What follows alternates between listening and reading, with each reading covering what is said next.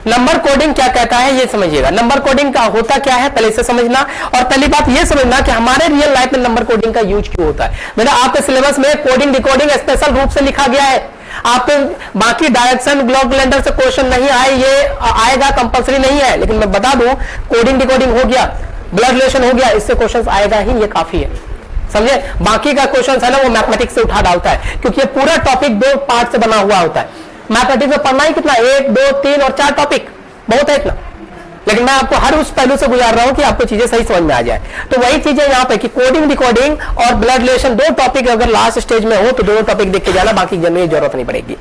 अब वही चीजें अगर मैं नंबर कोडिंग की बात करूं तो पहले तो ये समझो कि नंबर कोडिंग होता क्या है, फिर आगे चलते हैं। देखिए नंबर कोडिंग क्या था, इससे पहले मैंने आपको अल्फाबेटिकल पढ़ा दिया था, यही था।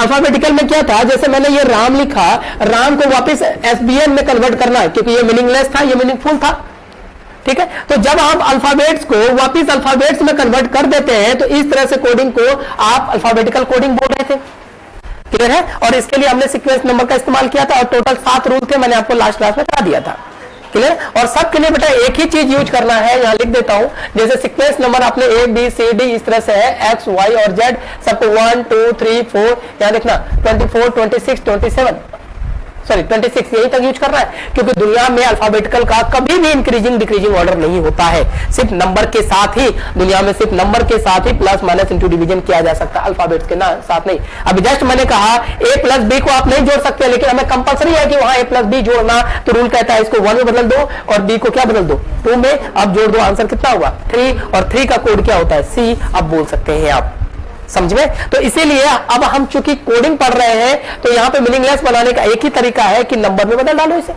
उसके बाद जब अल्फाबेट को अल्फाबेट की तरफ बदला तो ये हमारा अल्फाबेटिकल कोडिंग था। जैसे आपको क्वेश्चन से मैं दिखा दूं, ये देखिएगा, और ये ऑलरेडी करवा चुका हूं क्लास में,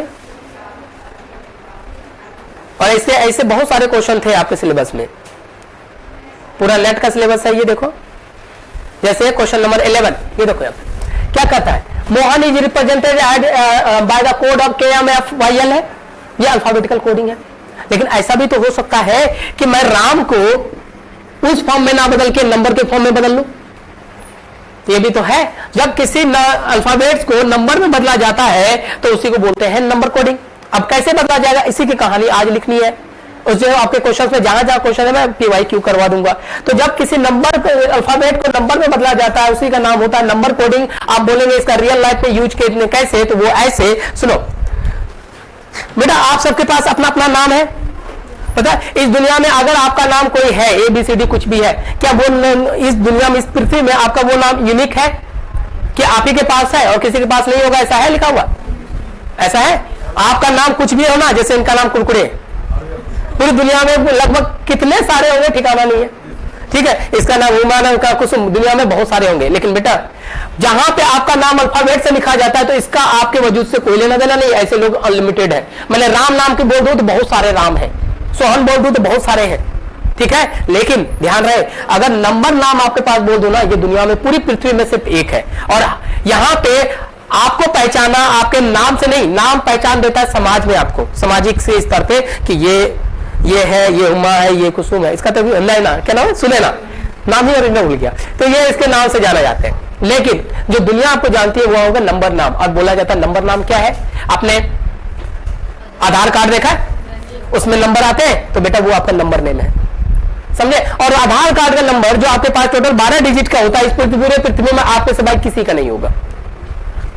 आपके पास पैन कार्ड है, आपके पास वोटर आईडी होगा, ये सारे नाम जो है ना उसी को नंबर नाम कहते हैं। और ये बनेगा कैसे, उसी का प्रोसेस जानना हमारा नंबर कोडिंग कहला देता है। और इस पृथ्वी में वो अकेला एक इंसान को एक ही मिलेगा, बात समझना। और ये कन्वर्ट करने का तरीका हमारा नंबर कोडिंग कहता है। और ये नंबर कोडिंग बदलेगा कैसे, इस सीक्वेंस से, क्योंकि अल्फाबेट्स को अल्फाबेट्स की तरह यूज ही नहीं करना है, उसको इस फॉर्म में यूज करना है।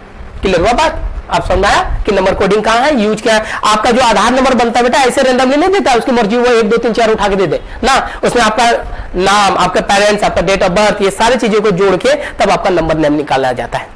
समझ में आया, यूज भी समझ में आया, क्या है ये भी समझ में आया। अब ये करेंगे कैसे, उन चीजों को देखो। ये देखो क्वेश्चन कैसे लिखा जाता है, जैसे वो क्वेश्चन लिखा है बोल दिया जाएगा if a certain language something is code as, जैसे यहां पे मैं लिख दूं कि क्वेश्चन इस तरह से होता है, आपको पूरा क्वेश्चन नहीं लिखना। देखो मैं कह दूं if a certain language home is written as, देखिएगा एक छोटे बेसिक ग्रास रूट लेवल से अभी उठाऊंगा मैं, अभी कहां तक जाएंगे अभी पता चल जाएगा। मैंने कहा इफ एनी सर्टेन लैंग्वेज, ऐसे लिख दिया होम इज रिटन एज 41, समझना, किसी निश्चित कूट भाषा द्वारा होम को 41 में लिखा जा रहा है।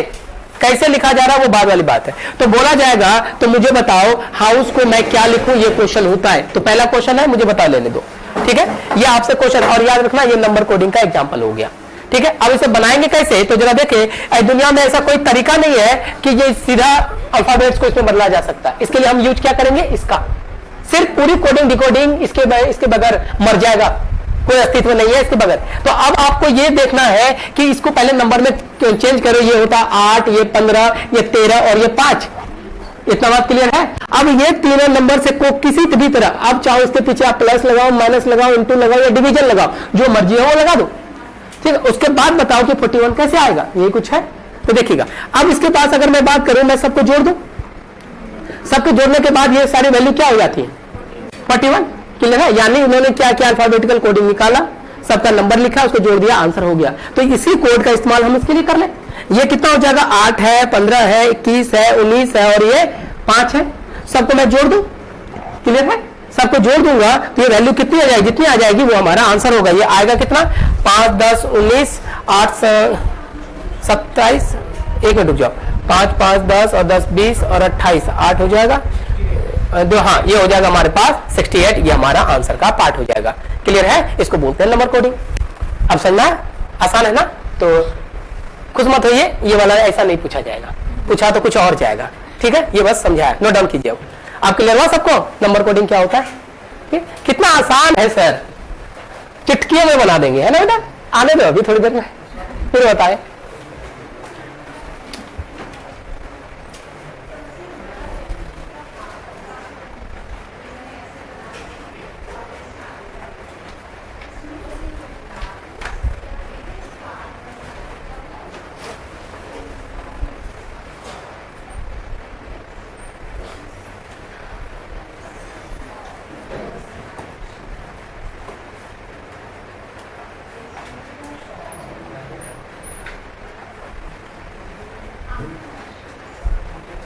अब समझ में आया, सारे प्रोसेस समझ आया। अब मेरे क्वेश्चंस की बौछार होगा, छोटे क्वेश्चन से लेके हार्ड लेवल का क्वेश्चन तक जाएगा, ठीक है, फिर बना के देखना, उसके बाद क्वेश्चन नहीं छूटेगा, ये तय।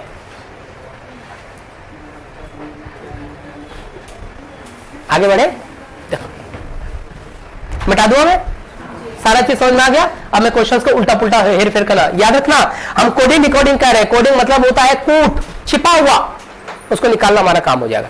पहले क्वेश्चन मुझे करा लेना, फिर क्वेश्चंस को आगे बढ़ लेंगे, ठीक है। मिटा दो इसको, देखो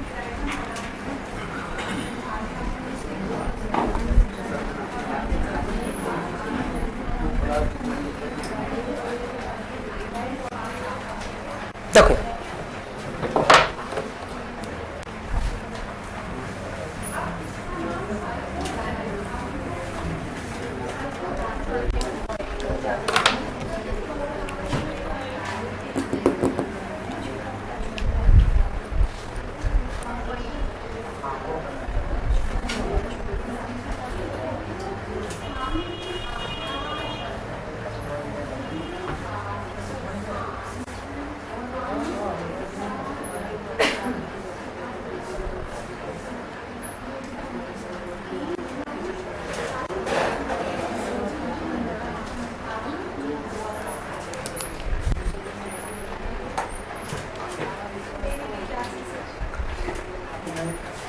चलिए बेटा नेक्स्ट क्वेश्चन समझना। अब मैं क्वेश्चन का स्टैंडर्ड बदल रहा हूं, ठीक है, नॉर्मल क्वेश्चंस नहीं आएंगे, इसके लगभग 7 से 8 वैरायटी है। मैंने जितने किताबें पढ़ी है, जितने क्वेश्चंस देखे हैं, उन सब की बात मैं बता दूं आपको, ठीक है। देखिएगा बोला गया है if any certain code M is coded into the form of 58, ठीक है। तो आपसे पूछ देगा कि कुछ भी बोल, मान लीजिए कि मैं टीम को बोलूं तो टीम को क्या लिखा जाएगा, ये आंसर अब आप मुझे बताएंगे। पहला क्वेश्चन, और ये एक रूल भी है, जैसे रूल फर्स्ट था, जिससे पहले वाला रूल था अर्थमेटिकल रूल, पहला वाला टॉपिक रूल था और दूसरा ये रूल नंबर 2 है। अब ये रूल नंबर 2 बहुत बहुत इंपॉर्टेंट है आपके नेट के पॉइंट ऑफ व्यू से, तो सबसे ज्यादा इंपॉर्टेंट है। पहले वाले में रूल लिख लेना, वो रूल था अरिथमेटिकल 39।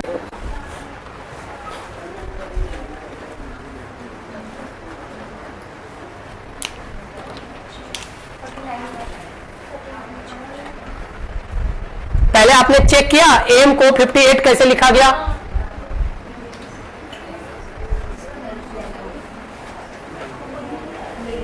अंजलि तभी ठीक है बेटा,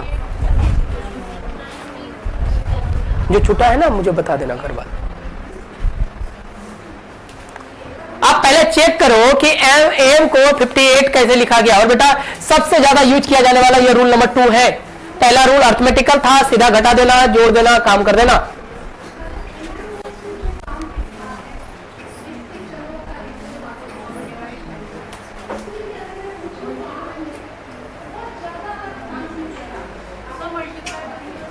मुझे नहीं पता,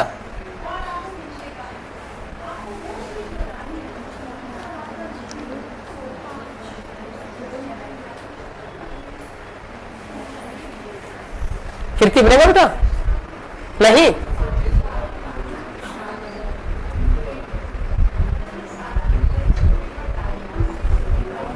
जो नए स्टूडेंट है तो उसको दिक्कत नहीं है, जो पुराने हैं तो उसको तो समझ में आना चाहिए। किसी का आंसर 74।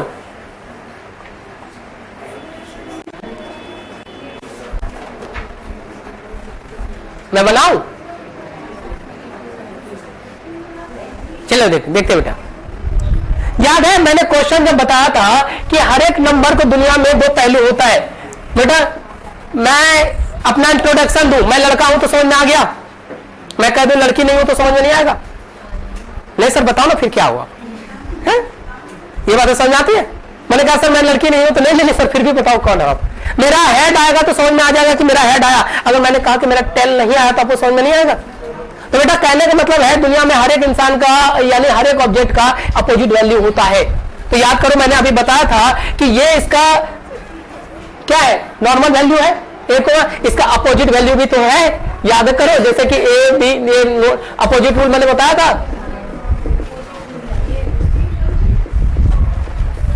ये M N O P Q R S T U V W X Y और जेड ये एक दूसरे का अपोजिट है। अगर ये एक वैल्यू रखता है तो इसकी अपोजिट वैल्यू क्या था 26। तो अब जरा इसे देखो, आपको क्या लगा कि ये जोड़ घटा तो करेगा लेकिन जरूरी नहीं कि उसके एक्चुअल वैल्यू के साथ करेगा। समझना, दुनिया में हम ये दोनों काम करते हैं, समझे। अगर मैं यहां पे बोल लेता ये 1 था, ये 9 था, ये 13 था, अब इन तीनों नंबर के साथ जो करना तो यही है, प्लस माइनस इंटू डिवीजन, इसके अलावा कोई चांस ही नहीं है। जो मर्जी कर डालो 58 नहीं आएगा, किसी सूरत में नहीं आएगा। बात समझे। लेकिन अब क्या किया गया कि सर आप इसके इस वैल्यू का इस्तेमाल ना करो ना, इसके अपोजिट वैल्यू का इस्तेमाल कर लो। और इसका एक अपोजिट वैल्यू क्या होता है 26। ये देखो 1 का 26 ये लिखवा चुका, जिनका नहीं हुआ है मैं करवा दूंगा। 9 का, क्योंकि अपोजिट वैल्यू कैसे लिखते थे ये ट्रिक बताया था अपोजिट वैल्यू लिखने के लिए कि फर्स्ट नंबर और सेकेंड नंबर का एडिशन कितना होना चाहिए था 27। याद है? अगर 1 है तो इसको 27 लाने के लिए क्या जोड़ना चाहिए था? ये 9 है तो 27 लाने के लिए क्या जोड़ू 18, और इसको क्या जोड़ू 14, सबको जोड़ लो। अब तो आया, समझे। इसलिए इसको बोला जाता है अपोजिट रूल, या फिर जो अपोजिट अर्थमेटिकल रूल बोला जाता है इसे। इसके अंदर इंटू भी कर सकता है, माइनस में इंटू और डिवीजन कुछ भी आ जा सकता है। बात समझ आया? क्लियर है? तो यानी अगर सीधा काम उंगली से घी ना निकले तो टेढ़ा कर डालो, वही काम हो गया। सिंपल समझ में आता है तो मैंने पिछला वाला क्वेश्चन दे दिया था जिसको सीधा अर्थमेटिकल रूल का है। बेटा अभी मैं जादूगरी दिखा दूंगा कि आपके नेट में कैसे कैसे क्वेश्चन का तांडव हुआ है, सारे आपके अभी नोटबुक में होगा। ये क्लियर हुआ? यानी आपके वो पहले वैल्यू का इस्तेमाल नहीं करता। जैसे मैंने कहा पूरे कोडिंग नंबर कोडिंग में सिर्फ प्लस माइनस इंटू डिवीजन ही यूज होगा, इसके अलावा कुछ नहीं होगा। लेकिन कैसे होगा आप डिसाइड करेंगे। इसकी जितनी भी वैरायटी है सभी आपके नोटबुक में होगी। पहली वैरायटी ये सबसे ज्यादा यूज किया जाता है अपोजिट रूल, इसको अपोजिट अरिथमेटिकल रूल भी बोलते हैं कहीं कहीं। देखिए अब मैं इसकी बात करूं तो ये कितना था 25 1 13, इसका अपोजिट क्या करूं 7 जोड़ दो, 27 आ गया तो समझो अपोजिट वैल्यू है। 5 आ गया तो क्या लिख दो 22, 1 आ गया तो क्या लिख दो 26, इसमें क्या जोड़ दो और सबको जोड़े कितना आ रहा है आंसर। क्लियर है? अभी मैं लगभग 6-7 रूल पढ़ाऊंगा, इस रूल से बाहर जो मैंने जितनी किताबें लिखी और पढ़ी है और जितना क्वेश्चन बना है उस रूल से बाहर नहीं जाएगा। मैं आपको यकीन अगर ना हो मेरे पे तो कोई बुक उठा के चेक कर लेना, पता चल जाएगा। आपको लास्ट क्लास में अल्फाबेटिकल कोडिंग बनाया था, आपने घर पे बनाए थे, मेरे सीट में भी था, PYQ तो जहां मर्जी उठा लो। अगर मेरे रूल से किसी ने भी बोल दे कि यहां बाहर गया हो तो आज क्लास में बता दो, पॉसिबल है ही। चलो ये समझ में आया, 2 रूल समझ में आया, तीसरे रूल की ओर बढ़े, बना लेंगे सब। चलिएगा, गलत होने का तैयार, जय महास्मृति वाला। हाँ ये चीजें होता है बेटा, इसका मैंने पहले बता रखा है इसका, ठीक है। उसके हिसाब से काम कर जाता है कि 2 नंबर एक दूसरे का अपोजिट होता है ना, तो ये वाला रूल लगा आपका छुटा हुआ मैं करा दूंगा। बाकी क्लियर हुआ? पीछे विश्वजीत देखिएगा। रूल नंबर 3 नाम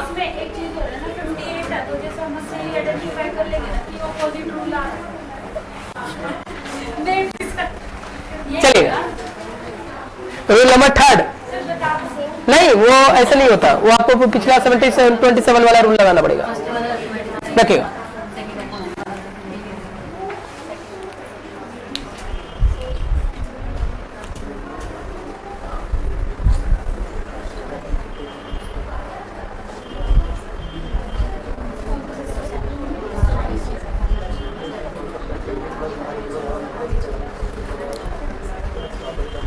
देखिएगा। बोला गया है इफ, ये रूल नंबर 3 है, इसका भी पॉइंट बताऊंगा। ये 2020 में जब मैंने खुद दिया हुआ था ना लास्ट नेट, तो उसमें इस तरह के क्वेश्चन आए थे। मैं बार बार कह रहा हूं डेटा कुछ होगा, मुझे याद नहीं है, मुझे कॉन्सेप्ट याद है, ठीक है।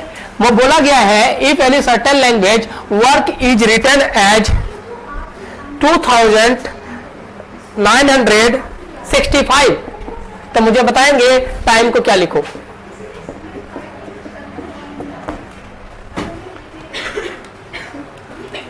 2965, तो आप बताएंगे कि टाइम के साथ क्या करूं मैं। मानसी बनेगा क्या? इतना बड़ा नंबर कैसे आ गया सर? रुबी जागृति बनेगा बेटा? सच्चाई बेटा, छोटे छोटे क्वेश्चन करा के ना मैं आपसे वाहवाही तो बटोर के जाऊंगा, लेकिन आपको धक्के कहते गड्ढे में धकेल के जाऊंगा, फायदा नहीं होगा उसका। हाँ मैंने अभी बोला आप सभी गलत होने वाले हैं, तो होंगे अभी। बताओ जब मैं बोलूंगी क्लास में सही होगा तो कोई नहीं होते।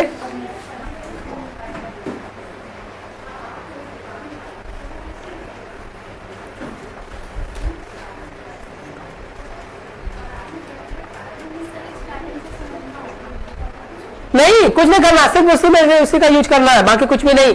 सिर्फ ये है पूरा इसको बनाने का यही एक तरीका है, इसी के साथ कुछ ना कुछ हेर फेर किया जाता है। और चूंकि बेटा ये बात बताओ, आप अपने घर में ताला है, उसका चाबी किसी को देके जाएंगे क्या? नहीं। आप उसमें लॉक सिस्टम ऐसा बनाओ कि आपके सिवा कोई ना खोल पाए। अगर खोल लेता है तो आपके लॉक का कोई यूज नहीं है, वही काम तो वो भी कर रहा है। आपके सिस्टम को लॉक कर दिया इन्होंने, अब आपको ढूंढना पड़ेगा। वो कह रहा है कि मेरे लॉक को खोलना है तो उसी का इस्तेमाल करो। कैसे करो? अर्थमेटिकल रूल का, प्लस माइनस इंटू डिवीजन का, बट कैसे आप डिसाइड करो।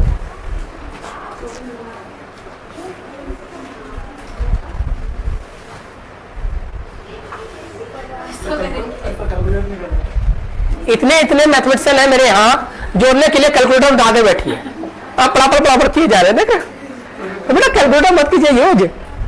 सर एक बार करके देखिए, जब सही हो गया तो फिर क्लियर हो जाएगा, फिर वही। ये तीसरा रूल है, चलेगा ना? क्यों बेटा पहले नहीं पढ़ा था? नहीं आपका तो नाम टिमटिम था ना।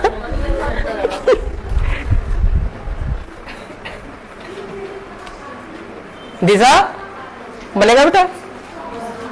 अनिकेत बनेगा? सैलजा, नरुश्री, स्क्वायर रूट नहीं, इसमें नहीं लगता है। इधर विक्टोरिया, एनी चांस? चलेगा मैम, कर दो। विनोद जी, अभिषेक, तो सुजीत। देखिए बेटा पहले था ना, आप 2020 से पहले बात करते ना, जब एनटीए एग्जाम नहीं ले रही थी, तो उस समय क्या था कि नॉर्मल क्वेश्चन आता, जैसे अभी आपको दिखाया था। मोहन को बताइए उसमें +1 का कॉन्सेप्ट था उसमें। ये 20 के पीछे आती है। लेकिन पहले क्या था, यूजीसी वाले एग्जाम कंडक्ट कराते तो उनको पता है कि मैं यूजीसी वाले बच्चों को ही कहता, ये नॉर्मल माइंड के होते हैं, मैथ नहीं पढ़े होते 10th के बाद, उनको ऐसे ही क्वेश्चन बनाते हैं। अब एनटीए जो है, एनटीए में जो मेंबर वो सिलेक्ट होते हैं ना, वो बहुत ही हाई लेवल के पीएचडी वगैरह डबल पीएचडी किए हुए लोग मेंबर हैं। उनकी सोच यहाँ है, आप यहाँ है, तो क्वेश्चन को ऐसे मैनिपुलेट कर रहे हैं ना, इतना तय है कि अपनी बाउंड्री को लांगेगा नहीं वो। उनको कोडिंग डिकोडिंग है तो कोडिंग डिकोडिंग के जितने रूल है उसी से पूछेगा, लेकिन रूल को इतना घुमाव दे रहे हैं, इसलिए आपके सिलेबस में लॉजिकल रीजनिंग लिखा है, ध्यान से देखना, क्रिटिकल नहीं लिखा है। क्रिटिकल किसमें पूछा जाता है? एसएससी बैंकिंग रेलवे में सीधा +1 +2 +3, वो नहीं आएगा आप में। यह है क्वेश्चन की असली वजूद। अभी आप सब गलत हो गए, नेक्स्ट क्वेश्चन दूंगा फिर भी आप गलत होंगे, ठीक है? देखिए कैसे। देखो आपको मैंने क्या कहा था, इन सब का एक ही इलाज, इसका सीक्वेंस नंबर लिख दो, ये 15, ये 18 और ये 11। जो भी किया गया होगा इसी के साथ क्या होगा, तो इन्होंने कुछ नहीं किया बेटा, थोड़ा सा दिमाग लगाना था, क्योंकि इस क्वेश्चन को मैंने खुद झेला हुआ था, कुछ नहीं करना था, इन सबको उन्होंने प्लस कर दिया। ये 5 हो गया, ये 6 हो गया, ये 9 हो गया, ये 2 हो गया, रिवर्स ऑर्डर में लिख दिया। जरा देखना टिम हाँ, ये देखो यहाँ पे। अब ये क्या होगा, 20, 9, 13 और 5, इन दोनों को जोड़ दो तो ये कितना हो जाता, 2, 9 अकेला, इन दोनों को जोड़ देता है ये कितना होता, 4, ये कितना होता, 5, रिवर्स ऑर्डर में लिख दो। आंसर था 5492। समझ आया?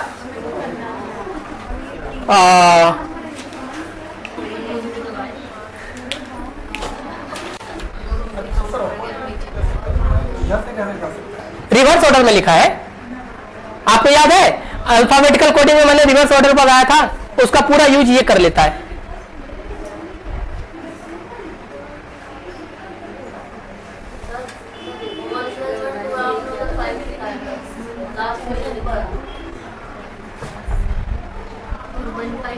ठीक है बेटा, 2965, हाँ उल्टा लिखा गया उधर से, यानी उन्होंने बीच को अर्थमेटिक, इसको रूल का नाम क्या देखिएगा,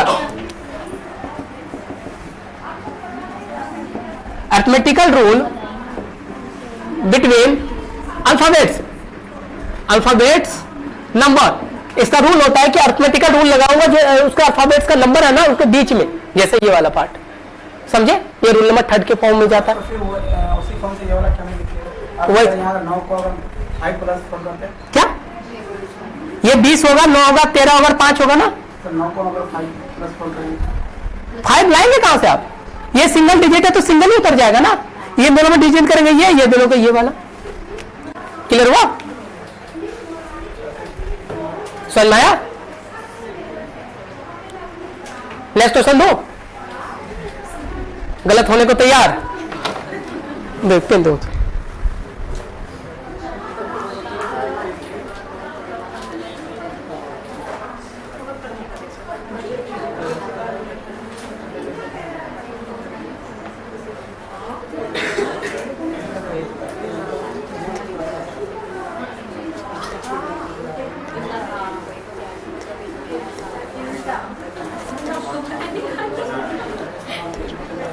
ये लो बेटा,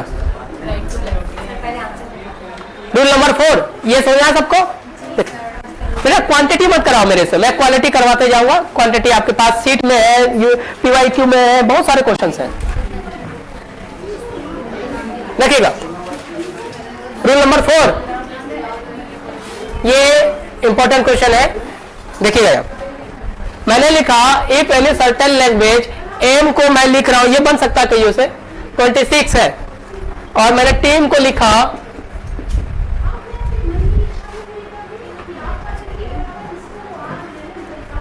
43, तो मुझे कोई बताएगा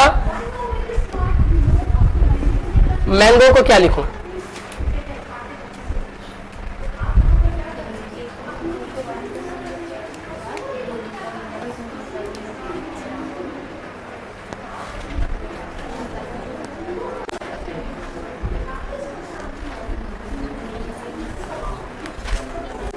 हाँ ठीक है क्वेश्चन।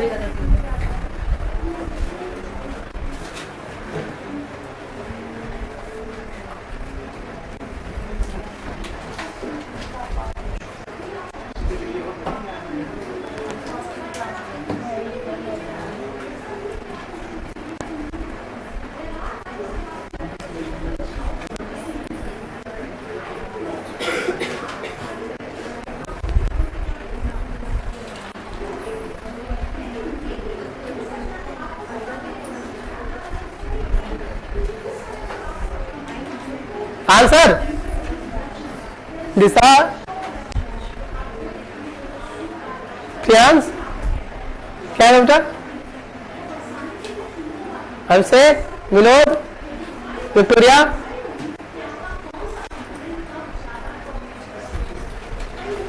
अंजलि बनेगा बेटा?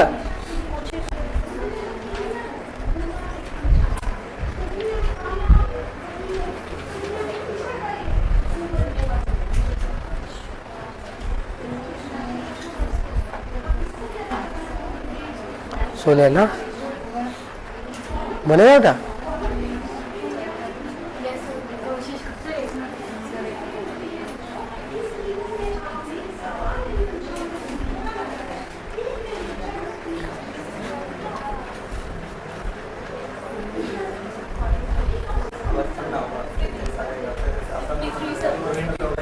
ट्वेंटी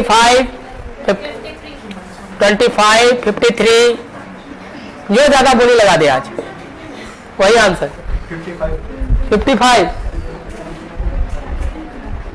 और कोई?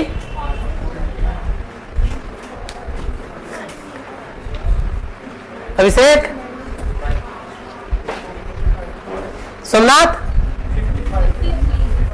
53, गुड्डी 53 होगा बेटा? हाँ 57, इसके अलावा कोई?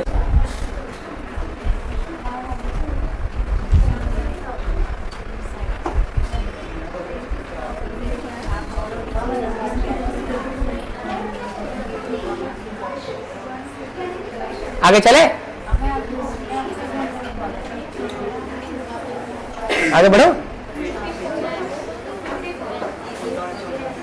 54, ये क्या बेटा? 53, 54, 55, 56 किसी का रह गया? चलो करके देखे, देखिए एक नए रूप से मिलेंगे, फिर गलत हो गए सब। इतना ऑप्शन आना गलत होना, इसके बाद क्वेश्चन दूंगा फिर गलत होंगे, है ना? ये देखिएगा, आपके पास एक ही इलाज है इस पूरे क्वेश्चन का, वो है सीक्वेंस नंबर। देखो ये 1 है, ये 9 है, ये कितना हमारे पास 13, सबको जोड़ दो तो हो कितना रहा हमारे पास 23। अरे किधर से 26 भी आ गया, लेकिन इतना लोगों ने 23 बोला ना, वो तो 26 का आवाज वही दब गया। तो बेटा इसमें कुछ नहीं करना होता है, इसे बोला जाता है अर्थमेटिकल। ये देखिएगा वही लिख रहा हूं, arithmetical rule plus numbers of alphabets. यानी आप अर्थमेटिकल रूल कुछ भी लगा लो, प्लस माइनस इंटू डिवीजन जो मर्जी लगा लो, लेकिन इसमें अल्फाबेट्स कितने बेटा? 3 है, वो जोड़ दो। समझ आया? नेक्स्ट देखो यहाँ पे 20 है, 5 है, 1 है और 13 है, सबको जोड़ लेंगे तो ये कितना आएगा 39। अल्फाबेट्स कितने हैं? 4, जोड़ लो, बाकी आप कर लो। अरे भाई एक जने का लगाया ना, इतने क्या ऑप्शन है? ऐसे भी नेट वालों ने तो आज तक 4 ही ऑप्शन बनाए हैं, और आप धुरंधर 5वां भी बना के बैठे हो। ये लो 13, 1, 14, 7 और ये 15, ठीक है? अब सबको जोड़ लो, कितना आ रहा है? कितना आ रहा है? 50। और कितने अल्फाबेट्स है? 1, 2, 3, 4, 5। आंसर कितना हो गया? 55।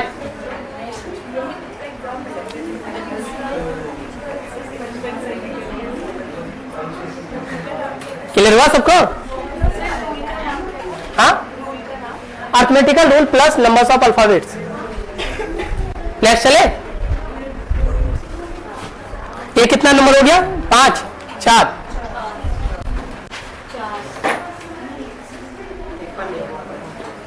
4 हो गया ना?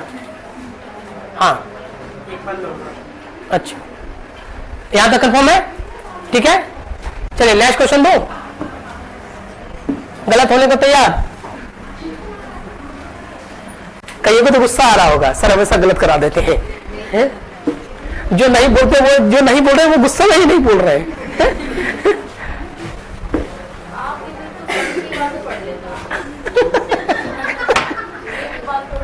ये लो बेटा 1, 2, इसका बताओ क्या क्वेश्चन है, लिखो। बोला गया है एम को मैं 1 बोल रहा हूं, टीम को 2, तो मैंगो को क्या बोलूं?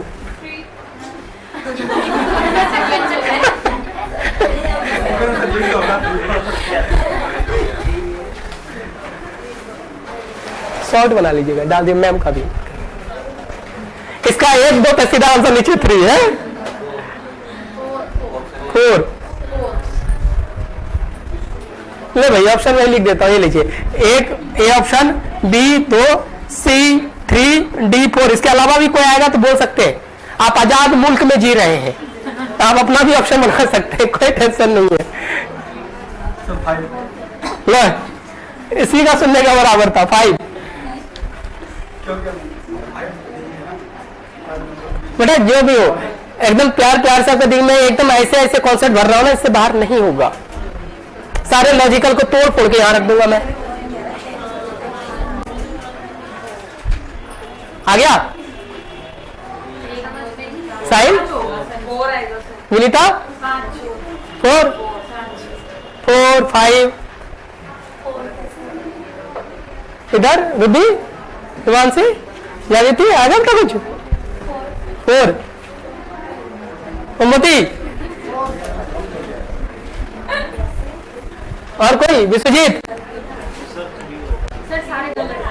प्रियांश, अनिकेत, अनिकेत कुछ बोलेंगे?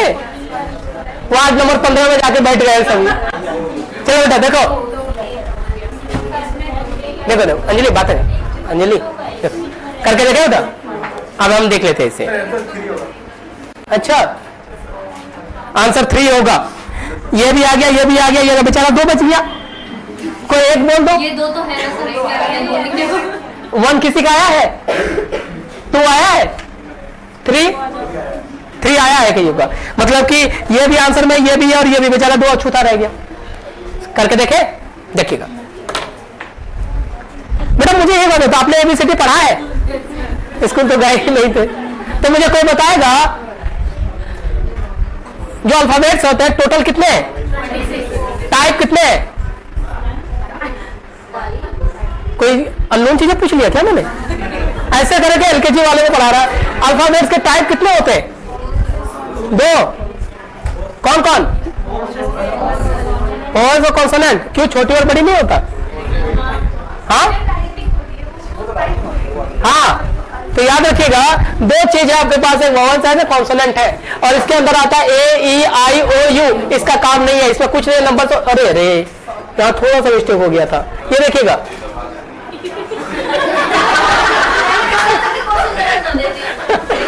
ये देखो, इसका कुछ नहीं किया था, नंबर से वॉवल्स की बात कर रहा था। ये 2 और इसमें भी 2, सबका आंसर 2 था ना। कॉन्सोनेंट से क्वेश्चन नहीं बनते, ये याद रखिएगा।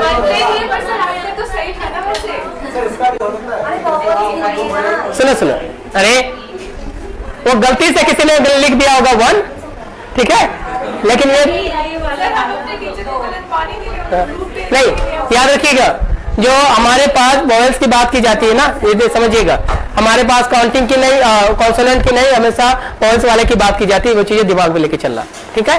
उसी में हमने यहाँ यूज किया कि आपके पास नंबर से वॉवेल्स का क्वेश्चन पूछ जाता है, क्योंकि देखिएगा 26 है, 26 नॉर्मल है। जो ये 5 है ना वॉवेल्स, इसका यूज किया जाता है हमेशा, और इसी का यूज याद करो। लास्ट टाइम में मैंने आपको बताया था कि एक मिरर इमेज था, मॉडल में ध्यान में था, उसमें भी इसका यूज कॉन्सोनेंट और वॉवेल्स का यूज किया गया था। तो कॉन्सोनेंट का यूज नहीं करते, कितने वॉवेल्स इसमें कितने हमारे पास? 2, तो इसमें भी कितने थे?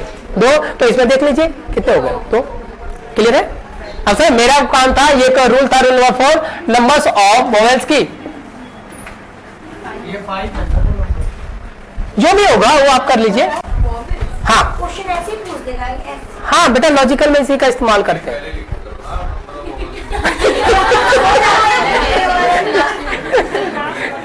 देखना ये बड़ा अच्छा बात बोला कि सर आप पहले लिख दिया करो ना, हमें टेंशन नहीं होगी। हाँ हम आप क्यों, मेरे बच्चे सही लग रहे, यही तो चाहूंगा मैं। नेक्स्ट चले, क्लियर है क्या?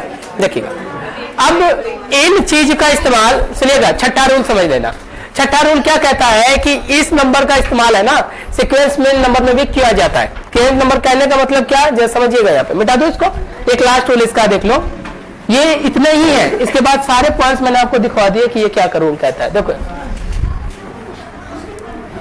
देख लो अब क्या होता है, क्या आपको इसी तरह के कुछ क्वेश्चंस बनाए जाएंगे, जैसे मैंने यहां लिख दिया ए बी और सी, ठीक है, यहां पे लिख दिया जाएगा डी ई एफ, ऐसे क्वेश्चन देखा आपने।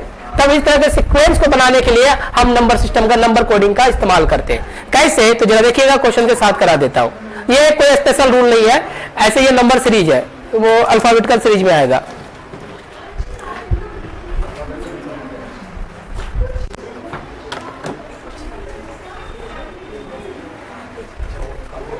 देखो अब ये आपको जब मैं नंबर सीरीज कराऊंगा उस समय भी इसके बारे में बताऊंगा और यहां पर भी इसके बारे में बताऊंगा कि दोनों क्या कहता है। देखिएगा क्वेश्चन नंबर 2 देखिएगा, यहां पर ये एक छोटा सा क्वेश्चन होता है जो नंबर सीरीज में यूज किया जाता है, नंबर कोडिंग के रूप में इसका यूज किया जाता है। बना सकते हैं इसे, इसका सीक्वेंस नंबर को डालिए और बनाइए इसका क्या होता है इसका।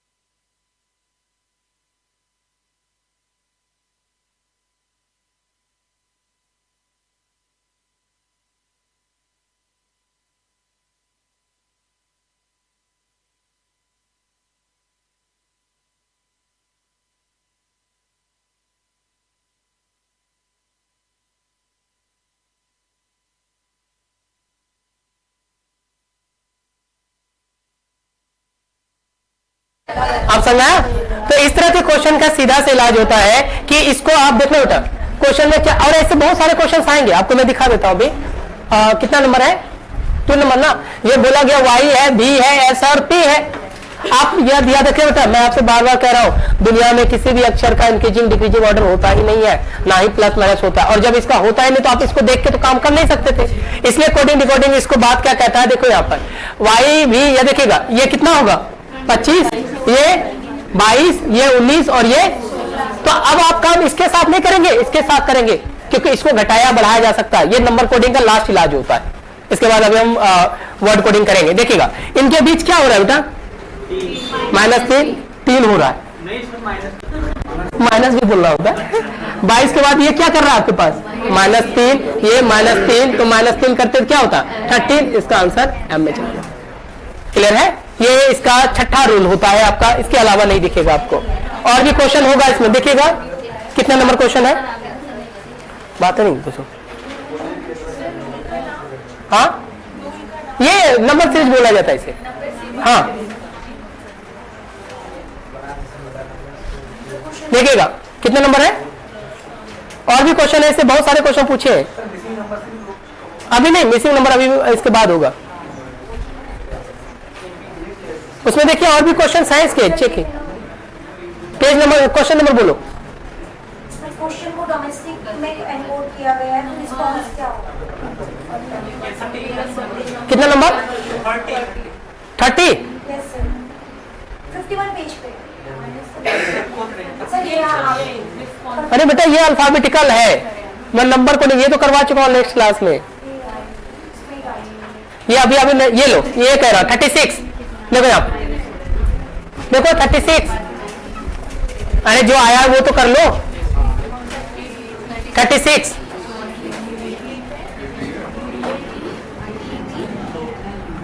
और इसी को नंबर सीरीज के रूप में जाना जाता है, अल्फाबेटिकल नंबर सीरीज। 37 7 मैंने लास्ट क्लास में करवा दिया था।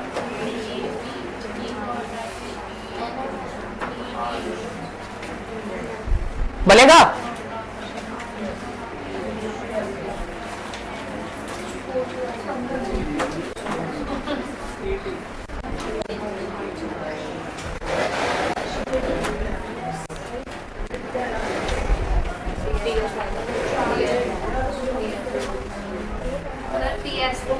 चलो बेटा मैं लिख देता हूं, नहीं तो पेज पलट पलट के लोग हालत खराब कर लेंगे।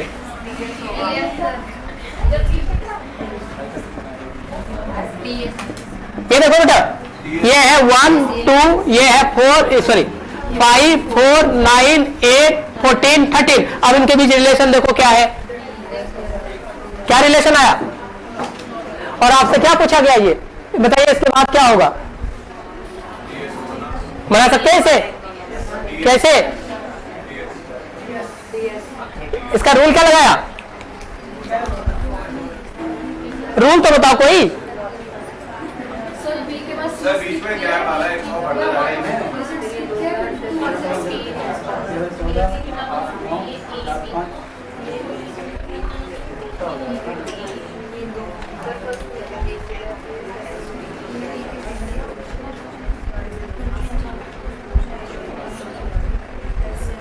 हाँ कैसे कीर्ति रूल बताएंगे? पहले एक स्किप किया है डीबी के बाद, फिर 2 स्किप किए एडी के बाद, फिर उसके बाद 3 स्किप किए तो हम 4 स्किप किए। हाँ बताओ। बट सर ए और बी में कोई मैंने तक डायरेक्ट है, फिर उससे पीछे जा रहा है, लास्ट में तो उसी सीरीज में शायद ए बी तो एसटी या टी क्या होगा आपके पास? सर एसटी भी तो है, एसटी है या टीएस है?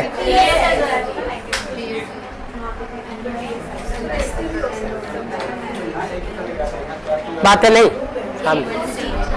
अंजलि। और कोई एसटी या टीएस? प्रयास आप बताइएगा कैसे कैसे किया? हाँ इसके बाद गैप कितना है इनके पास? नहीं एक्सप्लेन करके बताएंगे ना बाकियों को।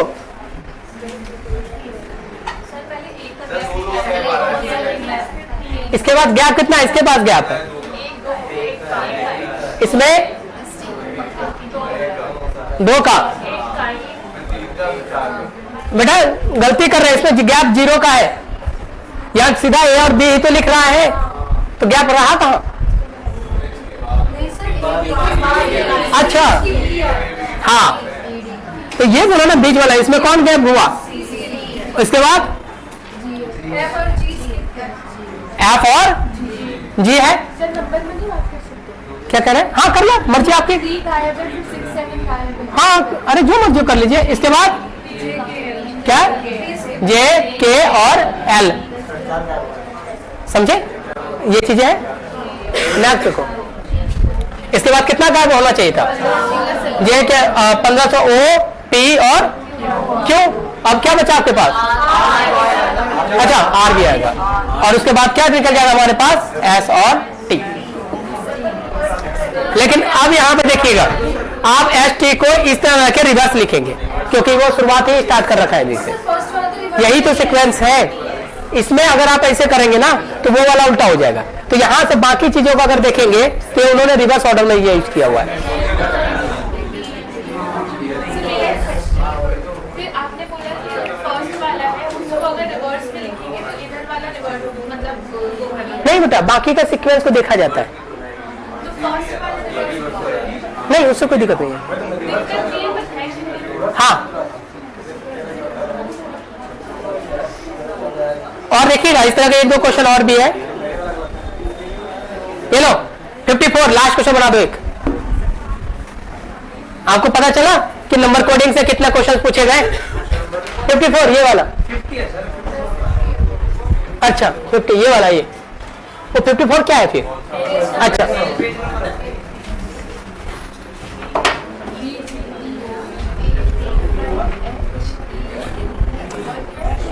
बेटा नंबर सीरीज से बहुत, नंबर कोडिंग से बहुत क्वेश्चन पूछे गए हैं, बहुत बहुत।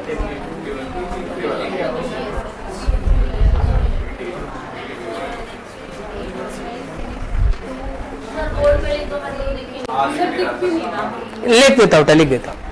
मेरे पास एक ही चश्मा है, किसी एक को ही दे सकता है। मेरे पास तो है, वो तो फिर भी नहीं था। टिम टिम ये लो बेटा, D2E, D5H,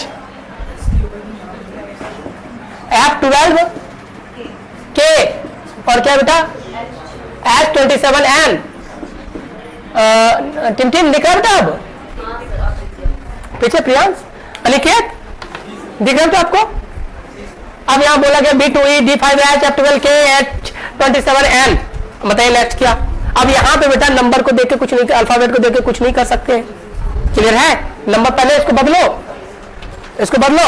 ये 2, 2, 5, 4, 5, 8, 6, 12, 11, 8, 27, 14। क्लियर है? अब इनके बीच नंबर में देखो क्या प्रॉब्लम आ रही है, कर सकते हो?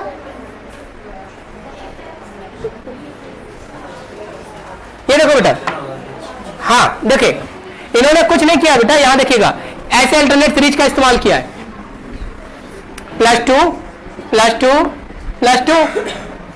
क्लियर है? फिर इसको ले जाओ यहां से +3 +3 +3। तो इसके आगे वाला क्या आना चाहिए था?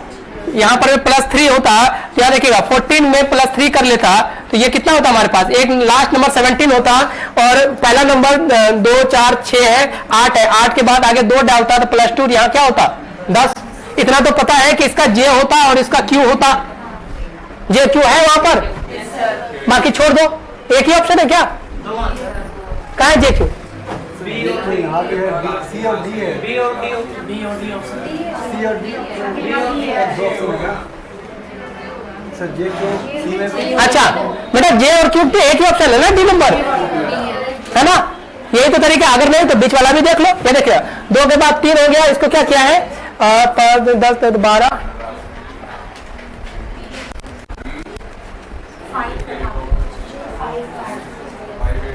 सुनो अब इसका बीच देखो ये क्या कर रहा है, ये 2 5 12, ये हो गया 3,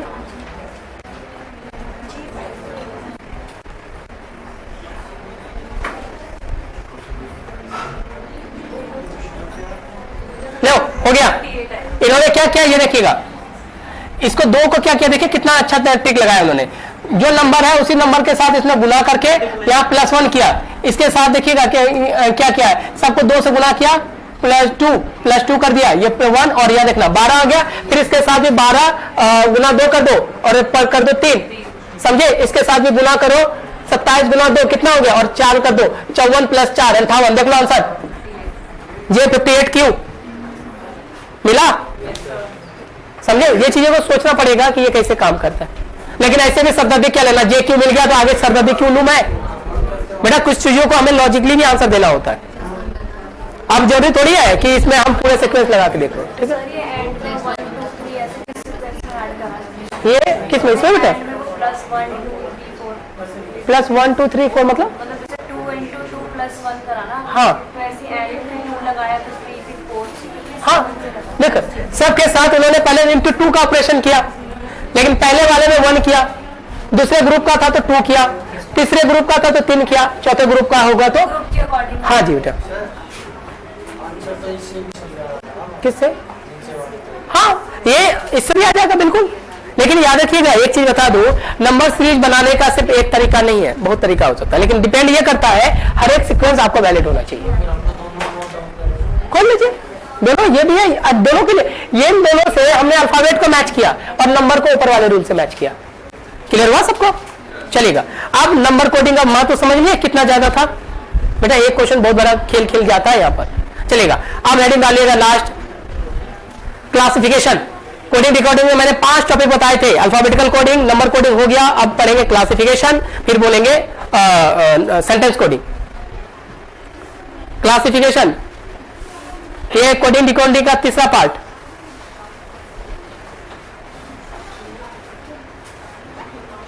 क्लासिफिकेशन मिटा दो।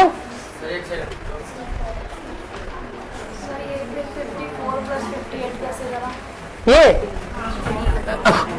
प्लस है बेटा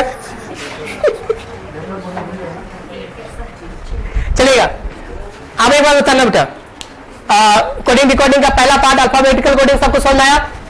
दूसरा पार्ट आज करा दिया टोटल, उसमें भी 6-7 रूल था, इसमें भी 6-7 रूल हो गया। अब हम पढ़ेंगे इसी का तीसरा पार्ट जिसका नाम है क्लासिफिकेशन, फिर उसके बाद पढ़ेंगे सेंटेंस कोडिंग। ठीक, मतलब इन 4 को काउंट किया है, हाँ ये 4 जो हमारे पास है। हाँ, ग्रुप 1, 2, 3 और 4 चलेगा। हेडिंग डालिएगा वर्ड कोडिंग।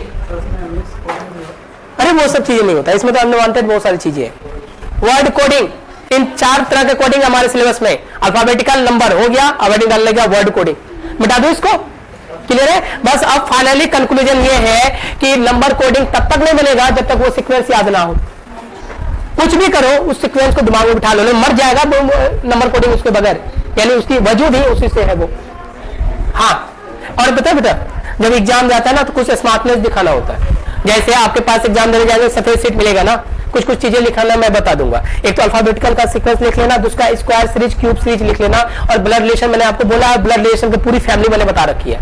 डायग्राम याद है, उसको बना के रख लेना, सिर्फ नंबर पुट करना होगा, चुटकी में आंसर निकलेगा। ठीक है, तो ये कुछ स्मार्ट है बेटा। किसी क्वेश्चन से अगर 1-2 मिनट भी बच गया ना तो बहुत बड़ा गेम हो जाता है। मैंने अपना JRF सिर्फ 1.73 नंबर के लिए छूटा हुआ, मेरा सिर्फ 1.73। कहीं ना कहीं गलती करी होगी। में जॉब में था, बैंक में था, तो फिर सेल्फ पढ़ता था, तो कहीं रह गई। लेकिन हाँ, नेट में 3-3 बार है, उसमें कोई दिक्कत नहीं है। आगे बढ़े, देखिएगा हेडिंग डाल दीजिएगा वर्ड कोडिंग। 2 कोडिंग चैप्टर पढ़ लिया, अब तीसरा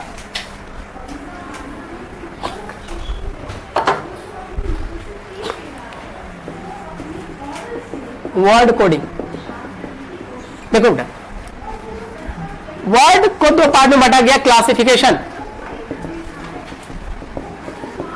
जिसको हिंदी में वर्गीकरण कहते हैं, दूसरा होता है एनालॉजी, इसी को बोला जाता है समानता या सादृश्यता।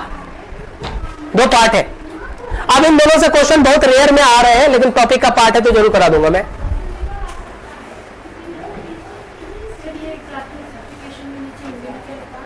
वर्गीकरण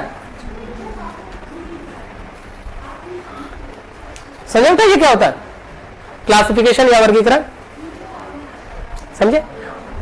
चलिएगा, अब ये देखिएगा, इसी एनालॉजी का नाम बेटा लॉजिकल की दुनिया में यानी कि संस्कृत की दुनिया में इसे उपमाना बोला जाता है। नाम सुना है?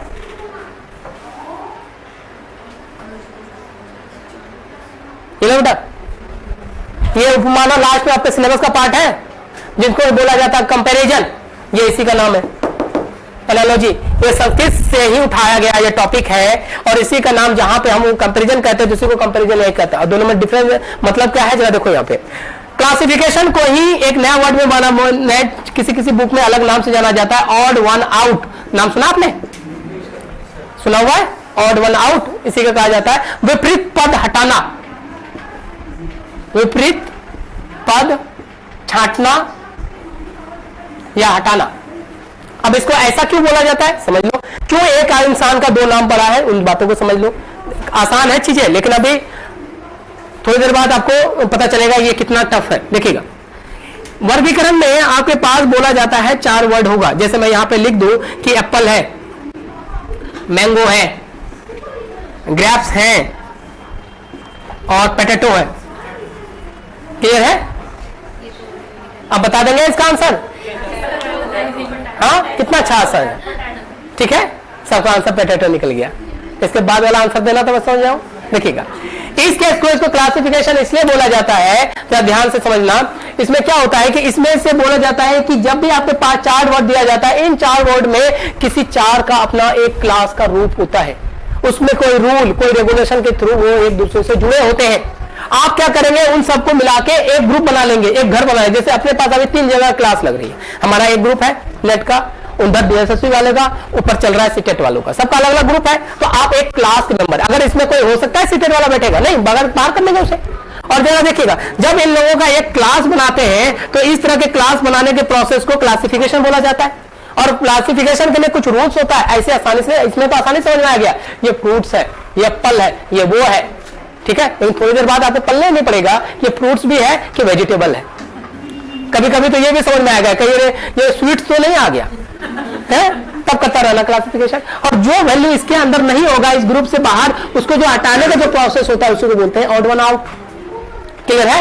यानी इस क्वेश्चन को बनाने के लिए आपको क्लासिफिकेशन के साथ साथ ऑड वन, क्लासिफिकेशन आपको बताता है कि क्लास में कौन आएगा और जो बच गया उसको हटाना ऑड वन आउट कहला देता है। क्लियर है? क्योंकि ये सारे क्लास है, रूल कहता है ये फ्रूट्स है, लेकिन ये अलग है तो इसे हम अलग तरीके से डील कर लेंगे। जो यहाँ पे अलग हो जाएगा उसी को ऑड वन और इसको कहते हैं। क्लियर हुआ? अब आई इसका छोटा भाई ये एनालॉजी है, जिसको मैंने कहा उपमाना या कंपैरिजन है। बाकी बेटा ये पढ़ाऊंगा आपको, इंडियन लॉजिक पढ़ाऊंगा, और इसको बनाया था जैन साहब ने, जैन साहब, महावीर जैन ने, जैन साहब कहां से हो गए, महावीर जैन ने, और इसको रिकमेंड किया था वेदांत ने। नाम सुना है? कोई मेरे से पूछे कि सर आपकी वाइफ कैसे है, ऐसे थोड़ी बोलेगा गोबर की तरह, तो बोलेगा चांद के समान है, उनका मुखड़ा फेस लाइक अ मून। ये क्वेश्चन है, फेस लाइक अ मून, कि उनका जो आपको चाहे कैसा भी हो रियल में, वो अलग वाली बात है। आधार कार्ड का फोटो रियल फोटो से अंतर होता है ना। तो वो जब हम किसी ऑब्जेक्ट का समानता किसी अच्छे बहुमूल्य से देते हैं ना, उसी को बोलते हैं उपमाना। एज इट इज उसी को यहाँ पे इस्तेमाल किया गया। मैं कह दूं ये हमारे पास एप्पल है, एप्पल किससे समानता रखता है? फ्रूट से। तो आपसे बोला जाएगा तो रोज किससे रखा जाएगा? इसी को बोला जाता है एनालॉजी। बात समझ में आया? क्या होगा आंसर? क्या बात है, आपको पढ़ के आए हो आज है? तो अब जो है अब, लेकिन ये उतना यूज नहीं किया जा रहा है, इसका यूज है क्योंकि क्लासिफिकेशन करने के लिए you have to determine the some basic rules. समझे? वो क्या है इसे नोट डाउन कीजिए, आगे बताता हूं। क्लियर हुआ इतनी बात?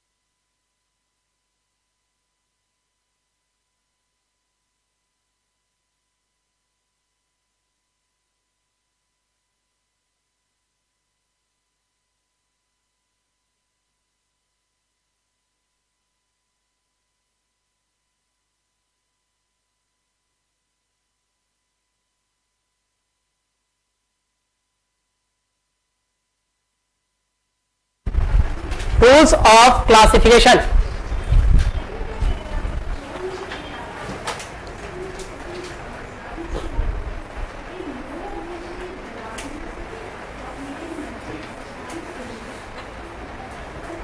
रूल्स ऑफ क्लासिफिकेशन जरा समझना बेटा, इसमें हमें दिमाग नहीं लगाना, बाकी मैं क्वेश्चन जरूर करा दूंगा, टाइम है अभी बहुत। देखो जहां पर भी चीजें देखिएगा, क्लासिफिकेशन के कुछ रूल्स हैं।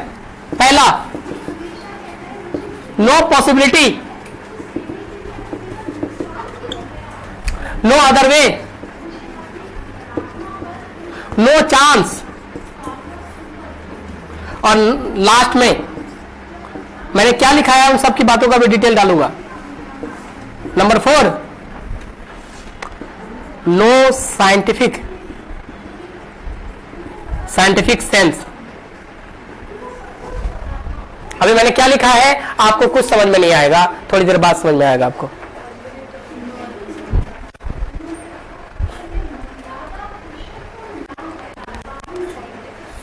हाँ जी, सबसे ज्यादा यूज किया जाने वाला बेटा ये है, सबसे ज्यादा। अभी इसी बात पे 22 में सीजीएल वाला एग्जाम हुआ था, एसएससी वाले में, इसी साइंटिफिक सेंस के कारण क्वेश्चंस को गलत साबित कर दिया गया था। आप सबकी बात क्या है जरा समझना। अब पहले इन तीनों को समझना, नो पॉसिबिलिटी इन तीनों में। क्लासिफिकेशन जब भी किया बेटा, ये तीनों फ्रूट है, इसमें कोई पॉसिबिलिटी है कि कोई फ्रूट नहीं होगा? ऐसा मानते हैं क्या? नहीं, ऐसी चीजें नहीं होनी चाहिए। बात समझे? तो ये कहता है कि किसी भी क्वेश्चन का आंसर इस तरह से कॉन्ट्राडिक्शन में ना जाए जिसमें किसी तरह का पॉसिबिलिटी बने, ये हो ही नहीं सकता। ऐसी बातें जैसे no possibility, no other way, ऐसे नहीं होना चाहिए। एक छोटा सा एग्जांपल मैं बता रहा हूं बेटा, जैसे देखिएगा हमारे क्लास में कोई एक लड़का है, या लीजिए कोई एक स्टूडेंट है, ये लो देखिएगा, आज ये अगर क्वेश्चन मैं पूछ रहा हूं आपको, ये क्लास में नहीं आती है, तो हम क्या सोच सकते हैं? इसके लिए बहुत सारी बातें सोच सकते हैं। पहला सोचते हैं he may be out of town, that's why he is not here, से बोला जाता है सी इज नॉट हियर। अब देखिएगा दूसरा क्या हो सकता है, ही मे बी इन ट्रैफिक, जैसे आप भी आते तो ट्रैफिक में फंस जाते हैं, ये कुछ होगा इसलिए आप यहां नहीं आते। थर्ड वन हम क्या कह सकते हैं यहां पर कि ही में भी सिक, तबियत खराब होगा, that's why is not here, समझे। और लास्ट वन क्या हो सकता है, ही में भी स्लीपिंग, सो रही हो। इसमें तो बहुत लोग अभी जिम्मेदार हैं, समझे, इसका तो कोई सोल्यूशन नहीं। जरा देखिएगा, अब मुझे इसके नहीं आने का मेन रीजन ढूंढना और ऐसा ढूंढना जो कि इसको कैरेक्टर में नहीं लाता हो, ठीक है बेटा। ये जो मैं 19 नो साइंटिफिक सेंस पूरा जो लॉ नाम सुना है, कानून, इस पे काम करता है, सॉरी इस पे काम कभी नहीं करता। पूरा वर्ल्ड का कानून व्यवस्था इसको टच नहीं करता है, वही चीज आपको भी टच नहीं करना। देखना आप, अगर मैं कह दूं कि वो सो रही है तो बेटा ये तो गलत है, यानी आपने रिस्पॉन्सिबिलिटी तो लिया है नहीं किसी चीज का, तो ये वाला पार्ट इसका आंसर नहीं होगा कि ये यहाँ क्यों नहीं है। दूसरा, सिक, तबियत खराब हो सकता है, इससे बेटर तो है रिस्पॉन्सिबल होता है, लेकिन यहाँ पर भी पॉसिबिलिटी होती है, कोई चांस हो सकता है किस तरह का तबियत, ऐसे भी वेदर देख रहे हो, जब बारिश, जब धूप, हो सकता है छोटा मोटा जुकाम हो, खांसी हो, इसलिए वो आ सकती है, यानी इसमें कहीं ना कहीं पॉसिबिलिटी दिख रही है, तो क्लासिफिकेशन में ऐसे का इस्तेमाल नहीं किया जाता। नेक्स्ट हो गया आपके पास ट्रैफिक। अब यहां पे आप रिस्पॉन्सिबल हैं, आ भी रहे हैं और पहुंच भी जाते, लेकिन यहां पर भी चांस क्या बोलता था कि यहाँ चांस था कि अगर आप टाइम को थोड़ा मैनेज करके चलते हैं, आपको पता है कि दिल्ली में यूं ही ट्रैफिक होता है सुबह से लेकर शाम तक, जब तक आप सो नहीं जाएंगे तब तक आपको ट्रैफिक सताएगा। खाने जाओ तो ट्रैफिक, घर में भी यही बात होता है ना कि पहले बड़े खा रहे हैं अभी रुक जाओ, ट्रैफिक में है, यही तो होता है। तो ये भी आपको पता है, लेकिन अगर मैं कह दूं she is out of time, there is no any chance other way और no possibility to come here, समझे। तो ऐसी चीजों को बोला जाता है कि क्लासिफिकेशन करते वक्त ये आपको ध्यान में हो कि ये सारी चीजें ना हो। जैसे मैंने फ्रूट बोल दिया, समझ में देखो बेटा, इस तरह के क्वेश्चन बनाने का कोई स्पेशल वर्ड है नहीं, सिर्फ रूल्स है। अब सबसे बड़ी बात है ये साइंटिफिक सेंस, इन दोनों को समझ में आ गया। अब देखना ये हाँ कुछ भी हो सकता है, लेकिन बस चांस है, आपको खुद समझना पड़ेगा क्या इसमें कोई चांसेस है कि आप आ सकते हैं, इसका तो मुझे गारंटी है, बाकी का नहीं पता, सोने का है ना।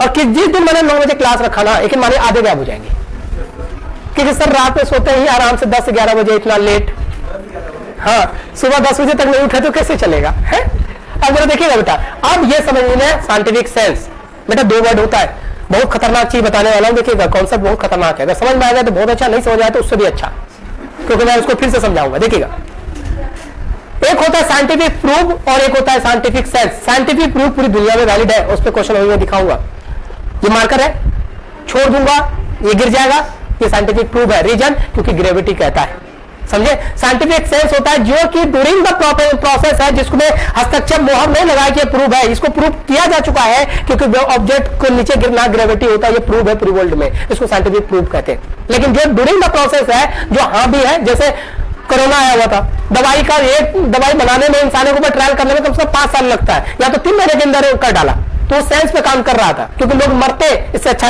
कर लो, निपट गए 2-4, तो कौन सा, हमारे हिंदुस्तान में 140 करोड़ कोहिनूर है, समझे, वो भी वो है रजिस्टर्ड है, बाकी रेलवे प्लेटफॉर्म ये नाले के बगल में पड़ा है, उसका गिनती ही नहीं है अभी। तो अब इतने में 2-4 में एक्सप्लेन हो गए, वहां पे साइंटिफिक सेंस चल रहा था। इसी पर जो WHO वाले ने जो ह्यूमैनिटी का सेक्शन, उन्होंने उंगली उठा दिया कि जो चीज अभी सेंस में है उसको क्यों आप यूज कर रहे हैं, इसलिए कई दवाइयों का साइड इफेक्ट होना चालू हो गया था, जैसे चाइना वालों का, समझे। तो यानी जो चीज प्रूफ में ना हो, जो कि कंटिन्यूअस में हो, जो प्रूफ ना ही हो चुका, उसको साइंटिफिक सेंस कहते हैं। बात समझना, जैसे हम मानते हैं कि हमारी पृथ्वी के जैसा और कहीं पृथ्वी हो जहां पर भी नेट एजुकेशन का वो क्लास चल रहा हो सकता है, लेकिन ये साइंटिफिक सेंस का ही तो विषय है। तो यानी जहां पे साइंटिफिक सेंस हो उसका इस्तेमाल कभी क्लासिफिकेशन में नहीं किया जा सकता है, क्लियर है। हाँ, साइंटिफिक प्रूफ ये वैलिड है, ये पेन का गिरना प्रूफ है, लेकिन साइंटिफिक सेंस कि ऐसा थोड़ी है कि इसको छोड़ दिया सिर्फ थोड़ा देर गिरेगा रुक जाएगा, फिर गिरेगा रुक जाएगा, लेकिन माने इस क्लास से भागने वाला पहला इंसान मैं रहूंगा, ऐसा कोई इसे ऊपर छोड़ा, यहां गिरा रुक गया, फिर रुका, फिर ये मेरे से पूछे सर गिरू, ऐसा होगा साइंटिफिक सेंस, सर गिरू नहीं बेटा आप आजा लिखना है, ऐसा नहीं होता। तो याद रखना साइंटिफिक सेंस उस पे होता है जहां पर आपके पास ड्यूरिंग द प्रोसेस हो। इसी पे एक एग्जांपल आया था, 21 का शायद एग्जांपल है, उत्तराखंड में एक कोई इंसान था, याद रखना बेटा किसी देश का कॉन्स्टिट्यूशन कहता है आप जन्म अपनी मर्जी से ले सकते लेकिन मर नहीं सकते, समझे। आप लोग पॉलिटी पढ़ते हो ना, उसमें बोला कि अगर आपको मरना है ना तो उस देश का जो बड़ा अध्यक्ष होगा, जैसे हमारे यहाँ है राष्ट्रपति, उसको लिखना पड़ेगा सर बहुत जी लिए आप मरना चाहते हैं, ऐसे मरेंगे तो आपके ऊपर केस हो जाएगा मरने के बाद, हमारे हिंदुस्तान रूल है। तो वहां पे एक इंसान था जो बहुत अच्छे मतलब गरीब फैमिली से था, उसको ऐसे लाइलाज बीमारी हो गया, सेंस को समझा रहे था, फिर आपको जो क्वेश्चन दूंगा वो बाद में पल्ले पड़ेगा, कि उसको डेली लाइफ सपोर्ट में रखा गया, और उसकी फैमिली इतनी सशक्त नहीं थी इकोनॉमिकल से कि लाइफ सपोर्ट में उसको रखने में एक दिन में 50,000 से ज्यादा खर्च होता था। तो फाइनली उस आदमी पढ़ा लिखा था, उसने राष्ट्रपति को लिखा, ये काफी पॉपुलर हुआ चीज है, कि प्रेसिडेंट को लिखा कि देखिए इससे हमारी इकोनॉमिकल कंडीशन भी पूरा हो गया, और लिखा तो कोई और साइन उससे करवा लेता है, उसको भेज दिया प्रेसिडेंट के पे कि मुझे सेल्फ डेथ का यानी मरने का मुझे दिया जाए, डॉक्टर को बोला जाए मुझे मारा जाए, और डॉक्टर ने भी साइन कर दिया कि अभी इसके इलाज का कोई दवाई नहीं है, लिख के भेज दिया प्रेसिडेंट के बाद। तो प्रेसिडेंट याद रखिएगा, प्रेसिडेंट अपना डिसीजन खुद नहीं देता, और किससे पूछता है वो? सुप्रीम कोर्ट से। मैडम परमिशन उसी से कहता ना, पूछता है, मतलब उससे सलाह लेने का अधिकार उसको है। तो वहां से सुप्रीम कोर्ट के पास गया, तो मैंने अभी जस्ट बोला कि लॉ इस पे काम नहीं करता, उन्होंने बोला कि आज नहीं है कल को हो सकता है, क्योंकि जो इसकी मेडिसिन है ना ये गोइंग ऑन है, रास्ते में है, साइंटिफिक रूप में है। तो आप और जो शिक्षा एजुकेशन ये सारी चीज है ना राज्य का विषय होता है, आपने पढ़ा है ना, स्टेट का होता है, पॉलिसी सब्जेक्ट होता है। तो उनको फिर वहां के गवर्नमेंट को बोला गया कि देखिए कि स्वास्थ्य प्रोवाइड करना उस स्टेट का कहते हैं ना मौलिक करके राज्य के नीति निर्देशक ऐसा कुछ होता है, और जो भी हो प्रिंसिपल वैल्यू जो भी हो उसके हिसाब से वो आता है ना कि हर एक लोगों को शिक्षा मिलेगा ये। तो उसको गवर्नमेंट को बोला गया उसको कि आप जब तक ये सपोर्ट में का खर्च होगा ये स्टेट गवर्नमेंट उठाएगी, ये बोल के बोला। और इसे मारने का डिसीजन हम नहीं दे सकते, उसको इसी से रिप्लाई किया, क्योंकि जो चीज साइंटिफिक सेंस में आप उसको क्या पता कल को हो जाए सही, और ये जीस है, तो इसलिए उसको छोड़ दिया गया। तो ये बात बहुत पॉपुलर हुआ, लेकिन उसको अगले 2 दिन बाद वो निपट गया, क्योंकि गवर्नमेंट 50,000 रुपए एक व्यक्ति पे खर्च करे इतना आसान नहीं है, कैसे निपटा उसकी कहानी आज तक नहीं पता है। बस ये चीजें बात ध्यान में रखना, साइंटिफिक सेंस को यहाँ इस्तेमाल नहीं करते, ठीक। इससे अच्छा वो लिखने से अच्छा ऐसे निपट जाता, ना करने के बाद ऐसे मार देता। हाँ पॉपुलर तो हो गया। चलो बेटा अब चीजें समझ में आया, क्वेश्चन तो बना लेंगे ना। चलो दिखाता हूं क्वेश्चन, और याद रखिएगा वापिस सब गलत होने वाले। देखो पहला ऑप्शन डाल रहा हूं मैं, और जिससे पूछूंगा वही आंसर देंगे। अर्थ, ये क्वेश्चन मेरा नहीं है, ये एसएससी वाले में पूछा गया था, फर्क नहीं पड़ता वहां से पूछा गया था, आपको सेंस के हिसाब से मैं समझा दूंगा। दूसरा दूसरा मार्स, तीसरा मरकरी, तीसरा जुपिटर नहीं से विनस। इसको हिंदी में बोलते हैं पृथ्वी। कभी गए हो मंगल, कभी जाना, अपना इंस्टीट्यूट मिलेगा वहां पे है, ठीक है। मरकरी इसको बोलते हैं हिंदी में बुध, और विनस इसको बोलते हैं शुक्र। अब आपको पूछा गया था classify the given words.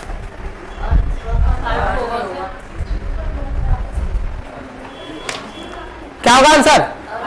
Geography वाले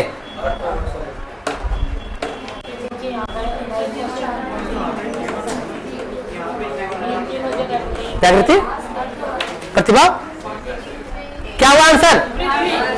चलिए रीजन क्या था? चलिए हमारा आंसर हो गया अर्थ। क्लियर है सबको? चलिए मैडम आप हमारी मुल्क हमारी रियासत में है, और मैंने बोला था कि गलत होने वाले हैं, तो इतना आसानी से तो आंसर नहीं देना था, समझे। और जानबूझ के यहाँ पे अर्थ डाला गया कि आप आंसर अर्थ ही बोले। बेटा 90% बच्चे ने इसमें अर्थ लगा डाला, और मैं बार बार कह रहा था कि साइंटिफिक सेंस को भूलना मत, मेरी कहानी यहां से रोटेट थी। आपने इसका आंसर अर्थ क्यों दिया? आपके दिमाग में क्या था?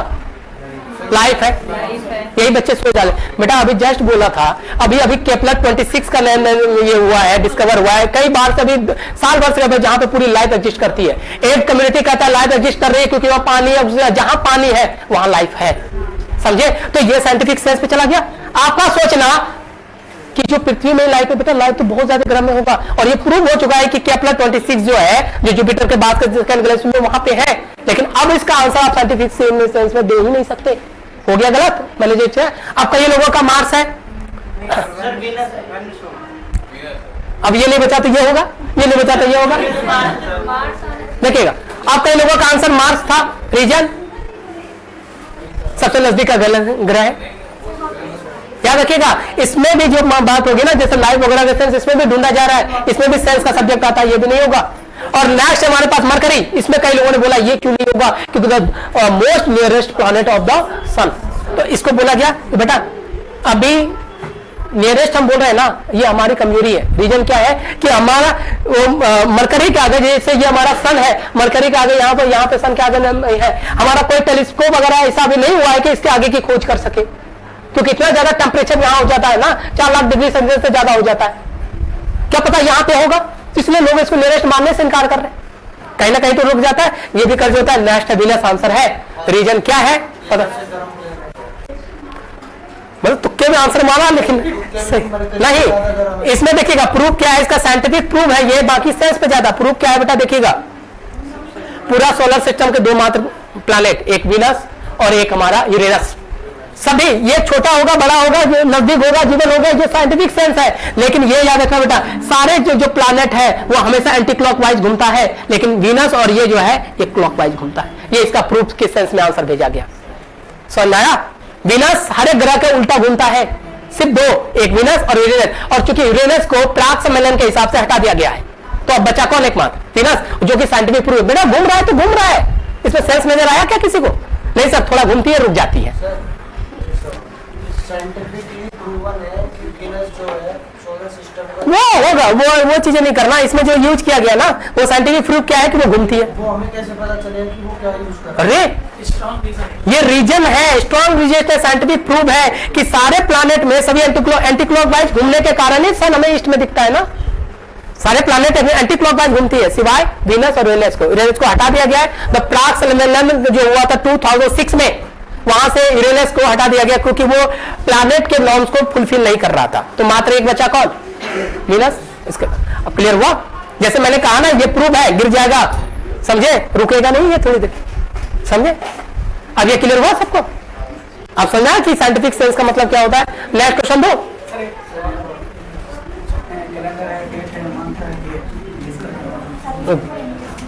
चलेगा। अब नेक्स्ट क्वेश्चन मैं आपको दे रहा हूं जो आपके सिलेबस का है, उसको बना लीजिएगा। देखो आप, और मैं बार बार कह रहा हूं, इससे वर्ड का कोई इलाज नहीं होता है। आपको उस वर्ड के रिगार्डिंग नॉलेज होना चाहिए एनवायरमेंट, और ऐसे वर्ड दिया जाता है कोई भी बाहर का नहीं, जो हमारे आसपास के नॉलेज से रिलेटेड होता है। देखिएगा,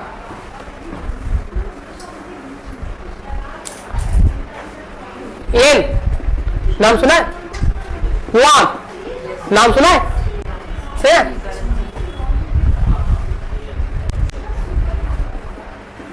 डोनाल्ड ट्रम्प, पाइका। बेटा ये क्वेश्चन इतना पॉपुलर हुआ था, जब ये पूछा गया था, बोला गया कि बताइए इसमें क्लासिफिकेशन क्या होगा। और ये जिस समय हुआ था ना, उस समय इंडिया में इसका काफी पॉपुलर हुआ था ये केस। क्या लिखा है आपने? NE space GUL space TRUM, Trump. अब पहले ये बताओ ये वर्ड है क्या, कहां की? सर हमारे गांव में चला करती है। क्या बेटा? चाइनीज या कोरियन हो सकते हैं। हमें क्या सर, हमें तो रुपये से मतलब है, हम क्या जाने दूसरे को। देखिए बेटा, उन्होंने कितना अच्छा गेम खेला, और कहते हैं ऐसे जानवर का सल्यूट है। हमारे यहाँ एक टीचर आते हैं, नाम नहीं बताऊंगा, ये मतलब मैं सपोज मत कीजिएगा, वो यूजीसी नेट के जब से उनका सदस्य हैं वो, तो उसके क्वेश्चंस वो लिख के देते हैं उसमें। हमारे यहाँ एक सब्जेक्ट पढ़ाने आते हैं, तो वो मतलब कि यूजीसी नेट में जैसे भी क्वेश्चंस होता है ना, हाँ यहाँ पे क्वेश्चन देने का मतलब ये होता है कि जैसे आज हम क्वेश्चन देते थे ना कोई टीचर, इसी बार यूज होगा कंपल्सरी नहीं, वो बैंक बना के रखते हैं और बीच बीच में कभी निकाल लेते हैं। तो उन्होंने भी क्वेश्चन लिखा था, तो कई बार मेरे से बात होती तो होता है। तो वहां पे बस एक चीज समझ में आया कि जो टीचर्स वहां पे क्वेश्चंस लिखते हैं ना, हम कितने आसानी से 1 सेकंड में क्वेश्चन पढ़ लेते हैं। बेटा एक क्वेश्चन लिखने में दिनों लग जाते हैं, समझे? तब उसके बाद उसकी लॉजिक निकाला जाता है, और रैंडमली क्वेश्चन लिखा नहीं जाता कभी भी। ये क्वेश्चन लिखने का मकसद था उस समय, ये बहुत ज्यादा पॉपुलर था इस पूरे वर्ड में कोई एक वर्ड। देखिएगा, एक की बात करें, ये करेंसी है कहां की? जापान की करेंसी बेटा, क्लियर है? ठीक है। और दूसरा, क्योंकि जिस समय ये पूछा गया था जापान की करेंसी, देखिएगा जैसे वर्ल्ड का बिजनेस डॉलर में होता है या फिर यूरो में होता है, लेकिन अब उस समय जब ये हुआ था एन में भी होने लग गया था। अब इसके बाद चौथा जो सब्जेक्ट ये रुपए बना है वो है युआन। वर्ल्ड में बिजनेस आप इसके साथ, हमारे रुपये का कोई महत्व नहीं है, आपको करेंट बदलना पड़ेगा रुपए को, यानी कि डॉलर एन युआन जिसमें करना है वो कर लो। रशिया का भी नहीं है। अच्छा ये देखिएगा, युआन है आपके पास चाइना का, लेकिन एक्चुअल में चाइना की जो करेंसी है युआन नहीं है, रेनमिनबी है। हमारे इंडिया का करेंसी क्या है? रुपया बोलते हैं, लेकिन कहते हैं किसी को आप रुपया देते तो रुपया थोड़ी पैसे दें, समझे। द स्मॉलेस्ट यूनिट ऑफ रुपया इज कॉल्ड पैसा। तो यही जो युवान है स्मॉलेस्ट यूनिट ऑफ रेमबी है, लेकिन उससे हमें नहीं जानना। देखिएगा नेक्स्ट नुबल ट्रम। अब इन दोनों में, ये तो दोनों हमारे पास करेंसी है, इन दोनों में से कोई एक करेंसी है, कौन करेंसी होगा? सी या डी? सी या डी? भले आपको ना पता हो, अगर जय माता दी करना हो तो किसमें करना हो? सी करेंसी है। इन दोनों में करेंसी कौन हो सकता है? डी हो गया हमारे पास करेंसी। क्लियर है? यही कहानी थी इस क्वेश्चन की, समझे। ये करेंसी है नुबल ट्रम्प, और जानबूझ के उन्होंने ऐसा वर्ड लिखा है कि बच्चे सोचे नुबल ट्रम्प कितना उठपटांग नाम, रुपये का करेंसी कहां हो सकता है? बेटा ये नुबल ट्रम्प करेंसी है। विक्टोरिया कहां की? भूटान की, समझे। नुबल ट्रम्प वहां की गए। और पाइका बेटा कोई करेंसी है ही नहीं, जानबूझ के उन्होंने पाइका लिखा था कि हमारे हिंदुस्तान में कहते हैं ना पाई पाई जोड़ के आपको पढ़ाया, लड़का नालायक निकला। सुने तो तो लोगों को ये पाई पाई का याद रखा कि ये करेंसी हो सकता है, लोगों ने लगा डाला, क्योंकि नॉन नेगेटिव तो है, कौन बोलने जा रहा है, लगा डालो पानी का, समझे। तो वो चीजें यहां हो गई, लेकिन याद रखना बेटा पाइका करेंसी नहीं है। पाइका जिसमें यूज किया गया था बहुत ज्यादा पॉपुलर हुआ था। पाइका को इंडियन कॉन्टिनेंट की बात करें तो इसको सर्च करेंगे तो इसको सी फूड बोला जाता है। जैसे आप सलाद खाते हो ना, इसी तरह समंदर से निकालते हैं, वो चेन्नई में निकाला जाता है। तो इसमें सुप्रीम कोर्ट का आदेश आया हुआ था कि जो महिलाएं होती थी, और ये 2-2 हजार रुपए किलो बिकता है, हम तो 20 रुपए का खीरा खाने से डरते हैं, वो 2 हजार रुपए का वो कहां से खरीदे। और इसमें क्या होता था, वो काफी किफायती होता था, शरीर के लिए उससे दवाइयां बनती है। कई बार महिलाएं अंदर गोता लगाती, साड़ी पहन के लोग जानते, वहां तक साड़ी का पचलन कोई अंदर ही रह जाती। तो इस पे ह्यूमैनिटी वालों ने जो था ना, उन्होंने केस कर दिया था कि इसको अब नहीं निकाला जाए, ठीक है। और अगर साउथ अफ्रीकन कॉन्टिनेंट के अकॉर्डिंग बात करूं तो पाइका का मतलब होता है ट्राइबल डांस। आपने कोई मूवी वगैरह देखा है जो वो शिकार करके लाते हैं, वो भाला लेकर ला ला ला वाला डांस नहीं करते रहते हैं, तो उसी को पाइका डांस बोलते हैं, जो वहां के हैं। अरे बेटा वो सब नहीं था, पूरे छोटे छोटे कपड़े पहन के जो ला ला ला ला ऐसे करते रहते हैं, तो उसी को पाइका डांस कहते हैं। तो यहाँ पे याद रखना पाइका करेंसी नहीं है, समझ आया। ये जानबूझ के वर्ड इस्तेमाल किया गया था, क्लियर है।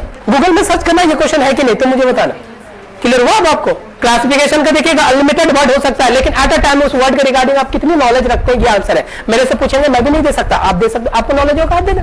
आपको सब्जी खाना तरह बनाने का, मसालों का ज्यादा नॉलेज होगा, मुझे नहीं है, मेरे को तो बस खाने का नॉलेज है। तो बस अब उसका आंसर आप बेटर देंगे मेरे से, तो ये आपको किसी चीज में कोई इंटरफेयर नहीं करता। क्लियर हुआ ये बात? चलिए बेटा आगे, क्लियर हुआ सबको? बस यहाँ पे एक चीज याद रखना, साइंटिफिक सेंस और नो पॉसिबिलिटी ऐसी चीजें नहीं होनी चाहिए। क्लियर हुआ? देखिए एनालॉजी देख लीजिए थोड़ा सा, इसमें ज्यादा ये आज तक पूछा नहीं गया, पहले पूछता था 18-12 में पूछा गया था, अब नहीं पूछता। एनालॉजी समानता या सादृश्यता, देखिएगा जैसे मैंने एक क्वेश्चन दिखाया था कि मैंने बोल दिया था कि एप्पल था, फ्रूट है, तो आपसे पूछा गया था रोज था, तो आंसर क्या हो जाता हमारे पास? फ्लावर। तब इस तरह के क्वेश्चंस में कभी कभी आंसर है ना आपके नॉलेज पे भी डिपेंड करता है। जैसे एक बार क्वेश्चन दिया था, रेडियो का आंसर दिया था यहां पर मार्कोनी साहब ने रेडियो का आविष्कार किया था। उसके बाद यहाँ पे डीजल इंजन दिया था, तो बोला कि इंजन का आविष्कार किसने किया। अब उसको आप जब तक नॉलेज ना हो, जनरल नॉलेज, वो क्वेश्चन बना नहीं सकते, लेकिन आपके सिलेबस में ऐसा नहीं आता, ठीक है। जरा देखिएगा एक क्वेश्चन था, लेकिन इन्होंने कुछ चूंकि ये कोडिंग डिकोडिंग का पार्ट था, कुछ क्वेश्चन को इस तरह से लिखा था। जरा देखिएगा ये आंसर हो गया सबका, ये अब नहीं आ रहा, क्लासिफिकेशन है ये नहीं है, फिर भी मैं आपसे एक क्वेश्चन दे रहा हूं, देखिएगा। अब यहां क्या होगा याद रखिएगा, इसको पढ़ाया जाता है एज रिलेटेड टू फ्रूट, इसी समानता, इसका मतलब 4 डॉट का मतलब होता है समानता। जब मैथ पढ़ा हुआ इसी का नाम प्रोपोर्शन होता है, समझे। तो आपको ये समझना, बोला गया ए के समान रखता है किसी रीजन से, किसी कोड से, तो बताओ बी किससे रखेगा? क्या हो गया? Mirror opposite B. बी और कोई लिखिएगा तो हमारा आंसर हो जाएगा सीधा बी है तो बी, ठीक है।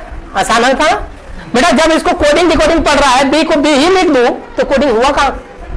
समझना है? तो याद करो मैंने कहा था इस केस में अगर सेम नंबर सेम की तरह आ रहा है, इसके लाने का 2 तरीका था, ठीक है। एक था अपोजिट रूल, इधर को इधर पलट दो, और दूसरा था मिरर इमेज, क्लियर है। और लिखवाया था 11 अल्फाबेट्स ऐसे हैं जिसके मिरर इमेज नहीं पलटते हैं। तो याद रखना कोडिंग डिकोडिंग का कुछ मूल मंत्र, एक वॉवेल्स की कहानी और दूसरा ये मिरर इमेज वाले रूल का, जिसमें 11 अल्फाबेट्स लिखवा रखा था और उस पर मैंने एक लंबी चौड़ी कहानी दिखाई थी। मैडम को मैडम बोला था, याद है? नितिन को नितिन बोला था, ये कुछ था। और आपको एक चीज और बताया था, मॉम को मॉम लिखा था तो पा को क्या लिखा जाए, ध्यान में है? तो ये कुछ नहीं था, ये मिरर इमेज है। तो इसका मिरर इमेज होता है इस तरह से। ये मिरर इमेज का रूल है, लिख लीजिए, ये करवा चुका हूं, जिनका छूटा हुआ करवा दूंगा हम। Mirror rule. और कितने अल्फाबेट्स थे ये? 11 अल्फाबेट्स, ध्यान में है कुछ? 11 रूल बताए थे मैंने।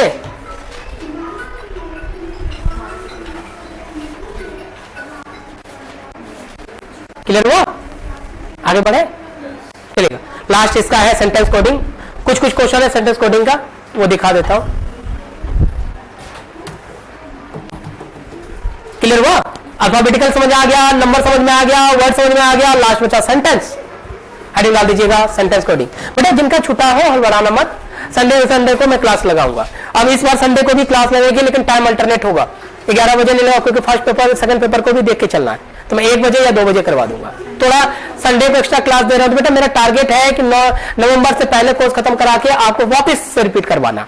तो मुझे थोड़ा आप भी साथ दीजिए। आप ये मत बोलिएगा कि हम 1 बजे नहीं आ सकते, तो फिर छूटना दिक्कत हो जाएगी। फिर क्योंकि बेटा ने तो 2.5 महीने के अंदर मैंने रिपीट कर क्वेश्चन का पूरा सिलेबस खत्म करा डाला था। ये कीर्ति वगैरह उसी बैच की थी, एकदम ढंग से करा दिया था। आपका तो बहुत टाइम है। फिर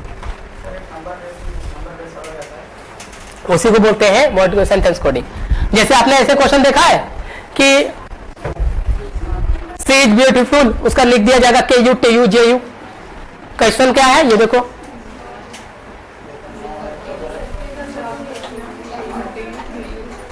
हाँ बेटा ये लो क्वेश्चन नंबर 3।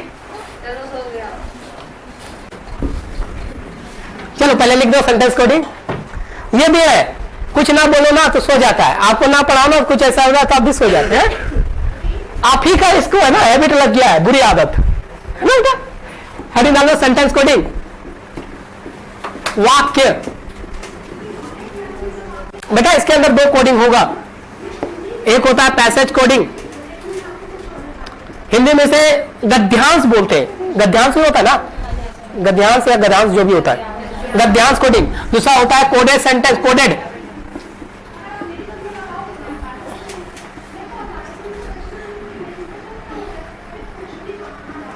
ये लो, पहले कोड पैसेज कोड होता है, दूसरा होता है कोडेड सेंटेंस। ये 2 यूज किया जाता है। पैसेज कोड का यूज आज के डेट में नहीं किया जा रहा है, बहुत रेयर केस में।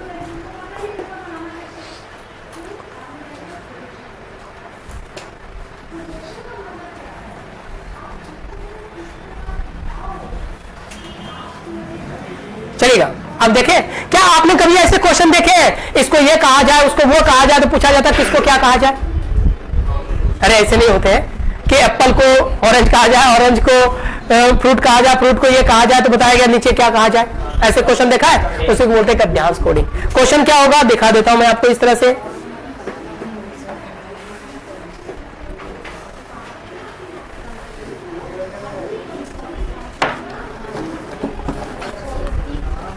लेकिन बेटा देखिएगा, आपके सिलेबस में है, कभी भी वो स्ट्राइक कर सकता है, और वो स्ट्राइक करे इससे पहले मैं स्ट्राइक कर डालूंगा। देखिएगा क्वेश्चन क्या होता है, इस तरह से क्वेश्चन होता है। देखो अभी रुक जाओ। हाँ, जैसे एक क्वेश्चन देखिए, बोला गया ना, यदि चूहे को डॉग कहा जाए, डॉग को मैंगूस। मैंगूस मतलब क्या होता है? हाँ, ये नेबला जिसे हम पालते हैं। देखिएगा मैंगूस, इसको लैंग्वेज को तो आपसे पूछा गया कि इसको क्या कहा जाए। क्लियर हुआ? अब देखिएगा, पहला देखिए पैसेज कोडिंग में कुछ बातों को ध्यान रखना। सुनो यहाँ पे, अभी नहीं बनाना उसको, अरे नजरें वहां से हटाओ। देखिएगा, आप पैसेज कोडिंग के कुछ बातें ध्यान में रखना। इस तरह के क्वेश्चन में पहला ऑप्शन सबसे ज्यादा यूज होता है, कांट डिटरमाइन, या फिर डाटा इनइक्वेट, बहुत ज्यादा यूज किया जाता है कि डाटा अपर्याप्त यानी निर्धारित नहीं कर सकते हैं, निर्धारित नहीं कर सकते हैं, सबसे ज्यादा इसका यूज किया जाता है। या फिर डाटा अपर्याप्त है।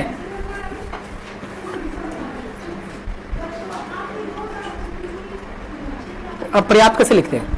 ऐसे लिखो जैसे भी लिखते हैं। डाटा पर्याप्त है। अब इसका क्वेश्चन क्या है जब लिख दूं मैं, समझिएगा, मिटा दो इसको।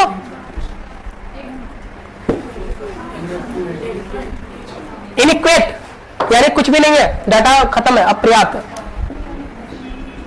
ये लिखेंगे बेटा, ये है सही लिख रहा हूं मैं, आपको बोलेगा नहीं अपर्याप्त सही लिखा है, ठीक है? हाँ पर्याप्त ऐसे लिखेंगे, देखिएगा। अब लिख दिया, देखो देखिएगा, एक क्वेश्चन मैं लिख रहा हूं, पहले मेरे क्वेश्चन का आंसर दे देना, फिर इसके क्वेश्चन मैं करा दूंगा। देखिएगा, बोला गया है ऐसे लिख जाएगा क्वेश्चन कि इफ, जैसे अभी क्वेश्चन दिखाया था, इफ एनी सर्टेन लैंग्वेज, किसी निश्चित कुछ भाषा द्वारा क्वेश्चन लिख दिया जाएगा, स्काई इज कॉल्ड वाटर, ऐसे समझे, इस तरह से लिखना, वाटर इज कॉल्ड वर्ड, मैं शॉर्ट में लिख रहा हूं। हाँ, sky is called water, water is called bird, bird is called horse,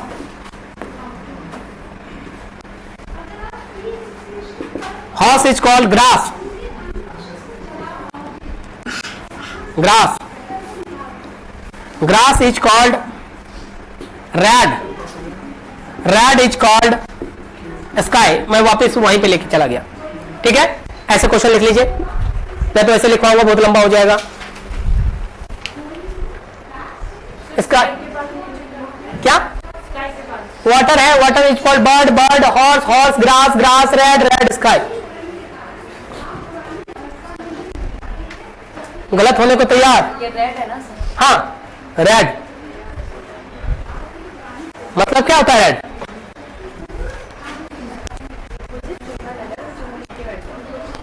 red red मतलब क्या? लेना,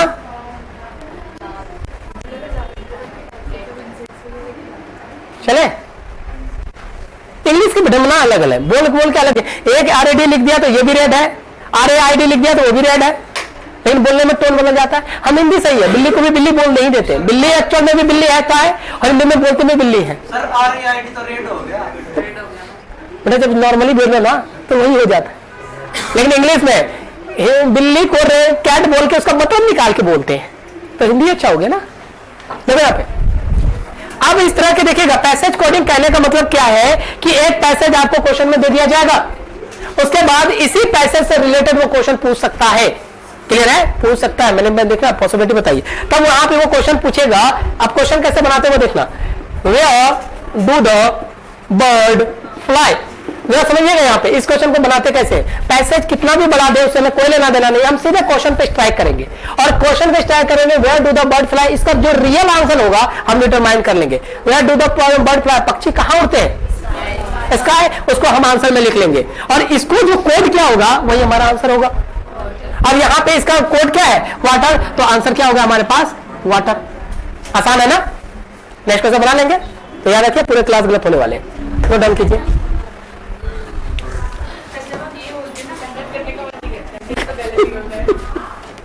Where do the bird fly? पहले क्वेश्चन नहीं आता था पैसेज में, एक राजा था बहुत गरीब था, नीचे क्वेश्चन आता था कौन सा राजा था जो गरीब था? एक राजा था। अरे क्वेश्चन ऐसे है, पता नहीं आज की डेट में इसका है ना, आप DSSP का देंगे, PGT का फॉर्म आप लोगों को भरवा हुआ आने वाला है उसमें, तो उसमें 5 से 8 क्वेश्चन नंबर का सिर्फ पैसेज कोडिंग होता है। पूरा पैसेज पढ़ो, नीचे क्वेश्चन दो, समझे? ये है आपके एनवायरमेंटल नॉलेज को चेक करना चाहता है वो। किसके? अभी दिखा रहा, पहले ये तो पूरा बोले दो, अभी गलत होने वाले हैं ना, पहले वो तो समझ लीजिए। ये क्वेश्चन है, नेक्स्ट क्वेश्चन पूछो, इसी पैसेज का नेक्स्ट क्वेश्चन पूछ लो, जिससे पूछो वही जवाब दीजिएगा। देखिएगा क्वेश्चन दिया, find the blood of, sorry, colour of blood, answer क्या होगा?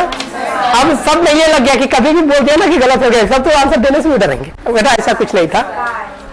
चलेगा, आंसर क्या होगा हमारे पास? क्वेश्चन लिख लीजिए, क्वेश्चन लिखो पहले।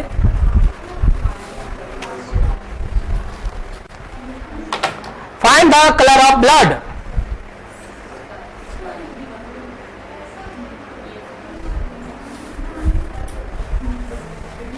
क्या हो गया आंसर? चलिए सही आंसर। तो याद रखिए पैसेज का यह पार्ट होगा, तो ब्लड का कलर क्या हो गया हमारे पास? रेड, और रेड को क्या बोला गया?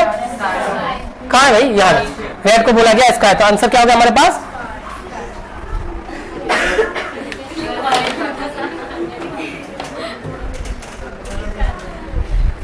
मैंने इसलिए कहा था बेटा, अब हमारे मुल्क में थोड़ा ध्यान से, मैं किसी भी क्वेश्चन में गलत करवा सकता हूं बेटा। इस चीज को लाने के लिए मैंने 12 साल गवा दिए, एक एक क्वेश्चन को ढंग से करने में और सारी चीजें करने पर, समझा है? और आपने कितनी आसानी से बोल दिया है ना। मैंने आपसे पूछा कि जिस तरह के क्वेश्चन बनाने के लिए पहला काम क्या करते हैं, उसका ओरिजिनल आंसर देते। मैंने कहा find the colour of blood, blood का कलर क्या होता है? देखा है? किसने बोला रेड होता है? अरे किसने बोल रहा है कि ब्लड का कलर रेड होता है? बेटा ब्लड का कलर है ना ग्रीन भी होता है। ग्रास ऊपर देखा है, टिड्डा उसका रेड होता है। कॉकरोच देखा है, व्हाइट होता है। कभी पैर डाल के डालना, समझ आपने डिजायर देखा है, छिपकली जिसे लेके सोते है ना, उसके शरीर का कलर बेटा ब्लू होता है, बात समझे। और एनिमल वगैरह के कलर की बात करें रेड, यहां पर बोला कि किस तरह का कलर लेना है। जब इसका क्वेश्चन का एक्चुअल आंसर ही डिटरमाइन नहीं है तो आंसर कैसे निकाल दिया आपने? अगर यह कहता है ह्यूमन ब्लड, ये बात समझिएगा, ह्यूमन ब्लड हो जाता है या फिर किसी जानवर का ब्लड की बात करते तब आपका आंसर पता चलता है रेड। ह्यूमन ब्लड आपको पता है, अगर नहीं तो थोड़ा सा काट के देखना, समझे, तो कलर निकल जाएगा तब आंसर। इसका जब आंसर ही नहीं पता था तो आपने पैसेज में आंसर कैसे ढूंढ लिया? इसका सीधा आंसर था कांट डिटरमाइन। और मैं क्या, अच्छा दिल छोटा मत कीजिए, मेरा जो मकसद था वो मैं समझा चुका। मैंने कहा था कि इस तरह के ऑप्शन में कांट डिटरमाइन डाटा इंडिकेट का इस्तेमाल किया जाता है, मैंने दिखा दिया, समझा? ये है मेरी खूबी। कर चलो, ये वाला कहा समझ गया पैसेज का, इसका ज्यादा इस्तेमाल नहीं होता। एक दो क्वेश्चन देख लो बस। जैसे देखो बोला गया है red is called dog, dog is mangoes, mangoes is lion, lion is called. तो बोला गया है which element is related to pet, pet में किसको रखते हैं? बोल देना मैंगोज को, पेट में किसको रखते हैं? डॉग को रखते हैं। अरे कुछ है तो डॉग को क्या बोला गया जरा देखिएगा आपके, मैंगोज तो आंसर हो गया सी। समझ आए बात? सेकंड क्वेश्चन भी देख लीजिए। नहीं ये सब क्वेश्चन रहने दीजिए, आप घर पे करना, मैं कुछ क्वेश्चन और दिखा देता हूं पहले।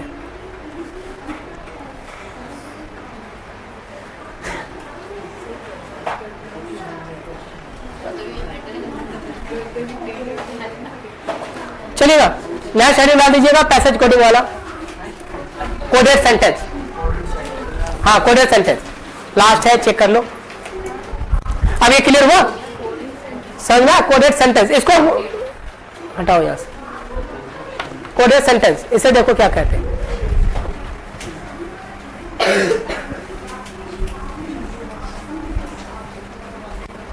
देखो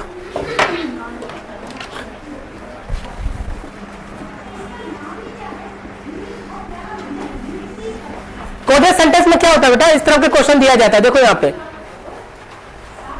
सेंटेंस को कुछ इस तरह से कोड कर दिया जाएगा। In a certain code pat you sim means मतलब होता है ईट गुड मैंगो। तो इसको कुछ ना कुछ वर्ड से कोड कर दिया जाता है, तब आपसे पूछा जाएगा पर्टिकुलर आंसर बताइए। ठीक है, इसको बनाने का तरीका मैं बता देता हूं। देखिएगा मैं यहां पे कुछ वर्ड लिख रहा हूं, राम ईट्स मैंगो। देखिएगा मैंगो ये मेरा स्ट्रक्चर है, मैंगो इज स्वीट। समझाने के लिए सबसे बेटर तरीका अपनाया मैंने, नहीं तो इस तरह के क्वेश्चन को लिखने के बहुत हुनर चाहिए, डायरेक्ट लिखा नहीं जा सकता है। It's sweet mango.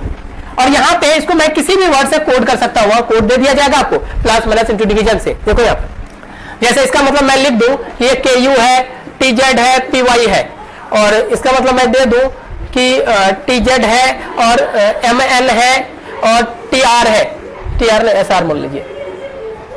फिर यहां पे मैं कर देता हूं कि हमारे पास KU है और SR है और TZ है। तो पूछा जाएगा इनमें से किसी एक वर्ड का कोड बताओ क्या होगा।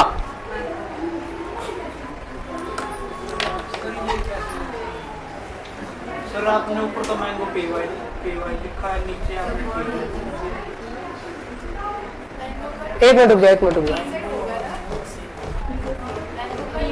आपने ईट्स को TZ लिखा और नीचे ईट्स को KU लिख दिया। अरे बेटा ये सीक्वेंस में नहीं है, अलग अलग है। सर मैंगो TZ होगा ना? अरे रुक तो जाओ, निकालना है अभी। यहाँ पे ये कोड रेंडमली लिखा गया है बेटा, मैं ऐसे क्वेश्चन नहीं लिखता। मैंने आज तक देखा क्वेश्चन लेके मुझे आते, जिसका मर्जी उतना चाहो, नहीं तो कितने किताब लिखने का हुनर बेकार है मेरा। अब इस क्वेश्चन को जरा ध्यान से समझना, यहाँ पे ये जो कोड है, कौन सा कोड किसका है किसी को नहीं पता है, समझे। अब इसमें से चाहे मैंगो का, ईच का, स्वीट का, अभी क्वेश्चन की लाइन लगी हुई है, ये देखो आपको PYQ करा के दिखाता हूं, ये देखना, ये देखो थर्ड नंबर क्वेश्चन ही वही है, ये आप घर से करेंगे, पता मैं देता हूं यहाँ पर, क्लियर है। किसी भी कोड नंबर से ये कोड कर देगा। क्वेश्चन क्या है समझेगा, पे राम ईट्स मैंगो, तो बेटा यहां समझिएगा, इसमें से किसी का भी कोड दे देगा वो। तो करना क्या करते हैं इस तरह के क्वेश्चंस में, आप पहले सेंटेंस को उठाएंगे, इसका पहला वर्ड उठाएंगे, ऊपर लिखता हूं देखो यहाँ पर, राम को उठाएंगे और राम को मैच करेंगे कि कहीं ना कहीं यहाँ पे राम के अलावा कहीं राम दिया गया नहीं, तो उसको 2 मिनट के लिए होल्ड कर देंगे, ध्यान से समझना, बता रहा हूं। दूसरा वर्ड को उठाएंगे, ये क्या है, इट्स, इट्स यहां पे है तो इट्स यहां पर भी है, अगर इस सेंटेंस में इट्स का कोड होगा तो यहां पर भी कोड होगा, दोनों कोड सिमिलर होना चाहिए। तो जरा देखिएगा, इस लाइन में मैच करें तो कौन, और इस दोनों लाइन को मैच करो तो कौन कौन सा वर्ड बन रहा है, TKU और TZ, यानी इट्स के बारे में अभी भी हमें नहीं पता। क्लियर हुआ, आगे बढ़े तो जरा देखिए यहाँ पे, इन दोनों के जैसे हमें कुछ नहीं पता चला, आगे बात करें तो जरा समझिएगा। नेक्स्ट वर्ड क्या हमारे पास, मैंगो, तो इट्स को भी 2 मिनट के लिए होल्ड कर देंगे, इसको छेड़खानी नहीं करेंगे जब तक हमें पता ना चल जाए। थर्ड वर्ड क्या हमारे पास, मैंगो, देखना सुनना, मैंगो यहां है बेटा, मैंगो यहां पर भी है और मैंगो यहां पर भी है, तो इन तीनों लाइन में कोई ना कोई एक कोड होगा जहां वो कॉमन होगा। तो कौन सा कोड कॉमन है बेटा, TZ, पता चलेगा मैंगो का आंसर क्या हो गया, समझ आया। अब चलिएगा, जब TZ कट गया तो इट्स के लिए इन दोनों में कॉमन क्या बच गया, एक बार KU, तो पता चल गया ये KU, और राम के लिए अकेला क्या बच गया, PY, समझ में आया, क्लियर है। इसको बोलते हैं क्रॉस एनालिटिक मेथड। अब आइए, अब यहां से जो चीजें हट चुका है उसको हम रिपीट नहीं करेंगे, जो चीजें बच गया तो हम दूसरे सेंटेंस में जाएंगे। तो नेक्स्ट क्या बचा है हमारे पास, इज कहीं दिख रहा है क्या, छोड़ दो।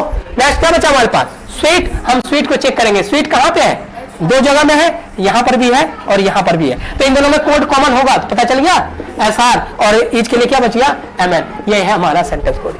अब इनमें से कोई एक वर्ड के बारे में आपसे पूछ लिया जाएगा, क्लियर हुआ, इसको क्रॉस एंड टिक से निकालते जाओ। उसके बाद आपके PYQ में बहुत सारे क्वेश्चंस हैं, बनाते चला जाना।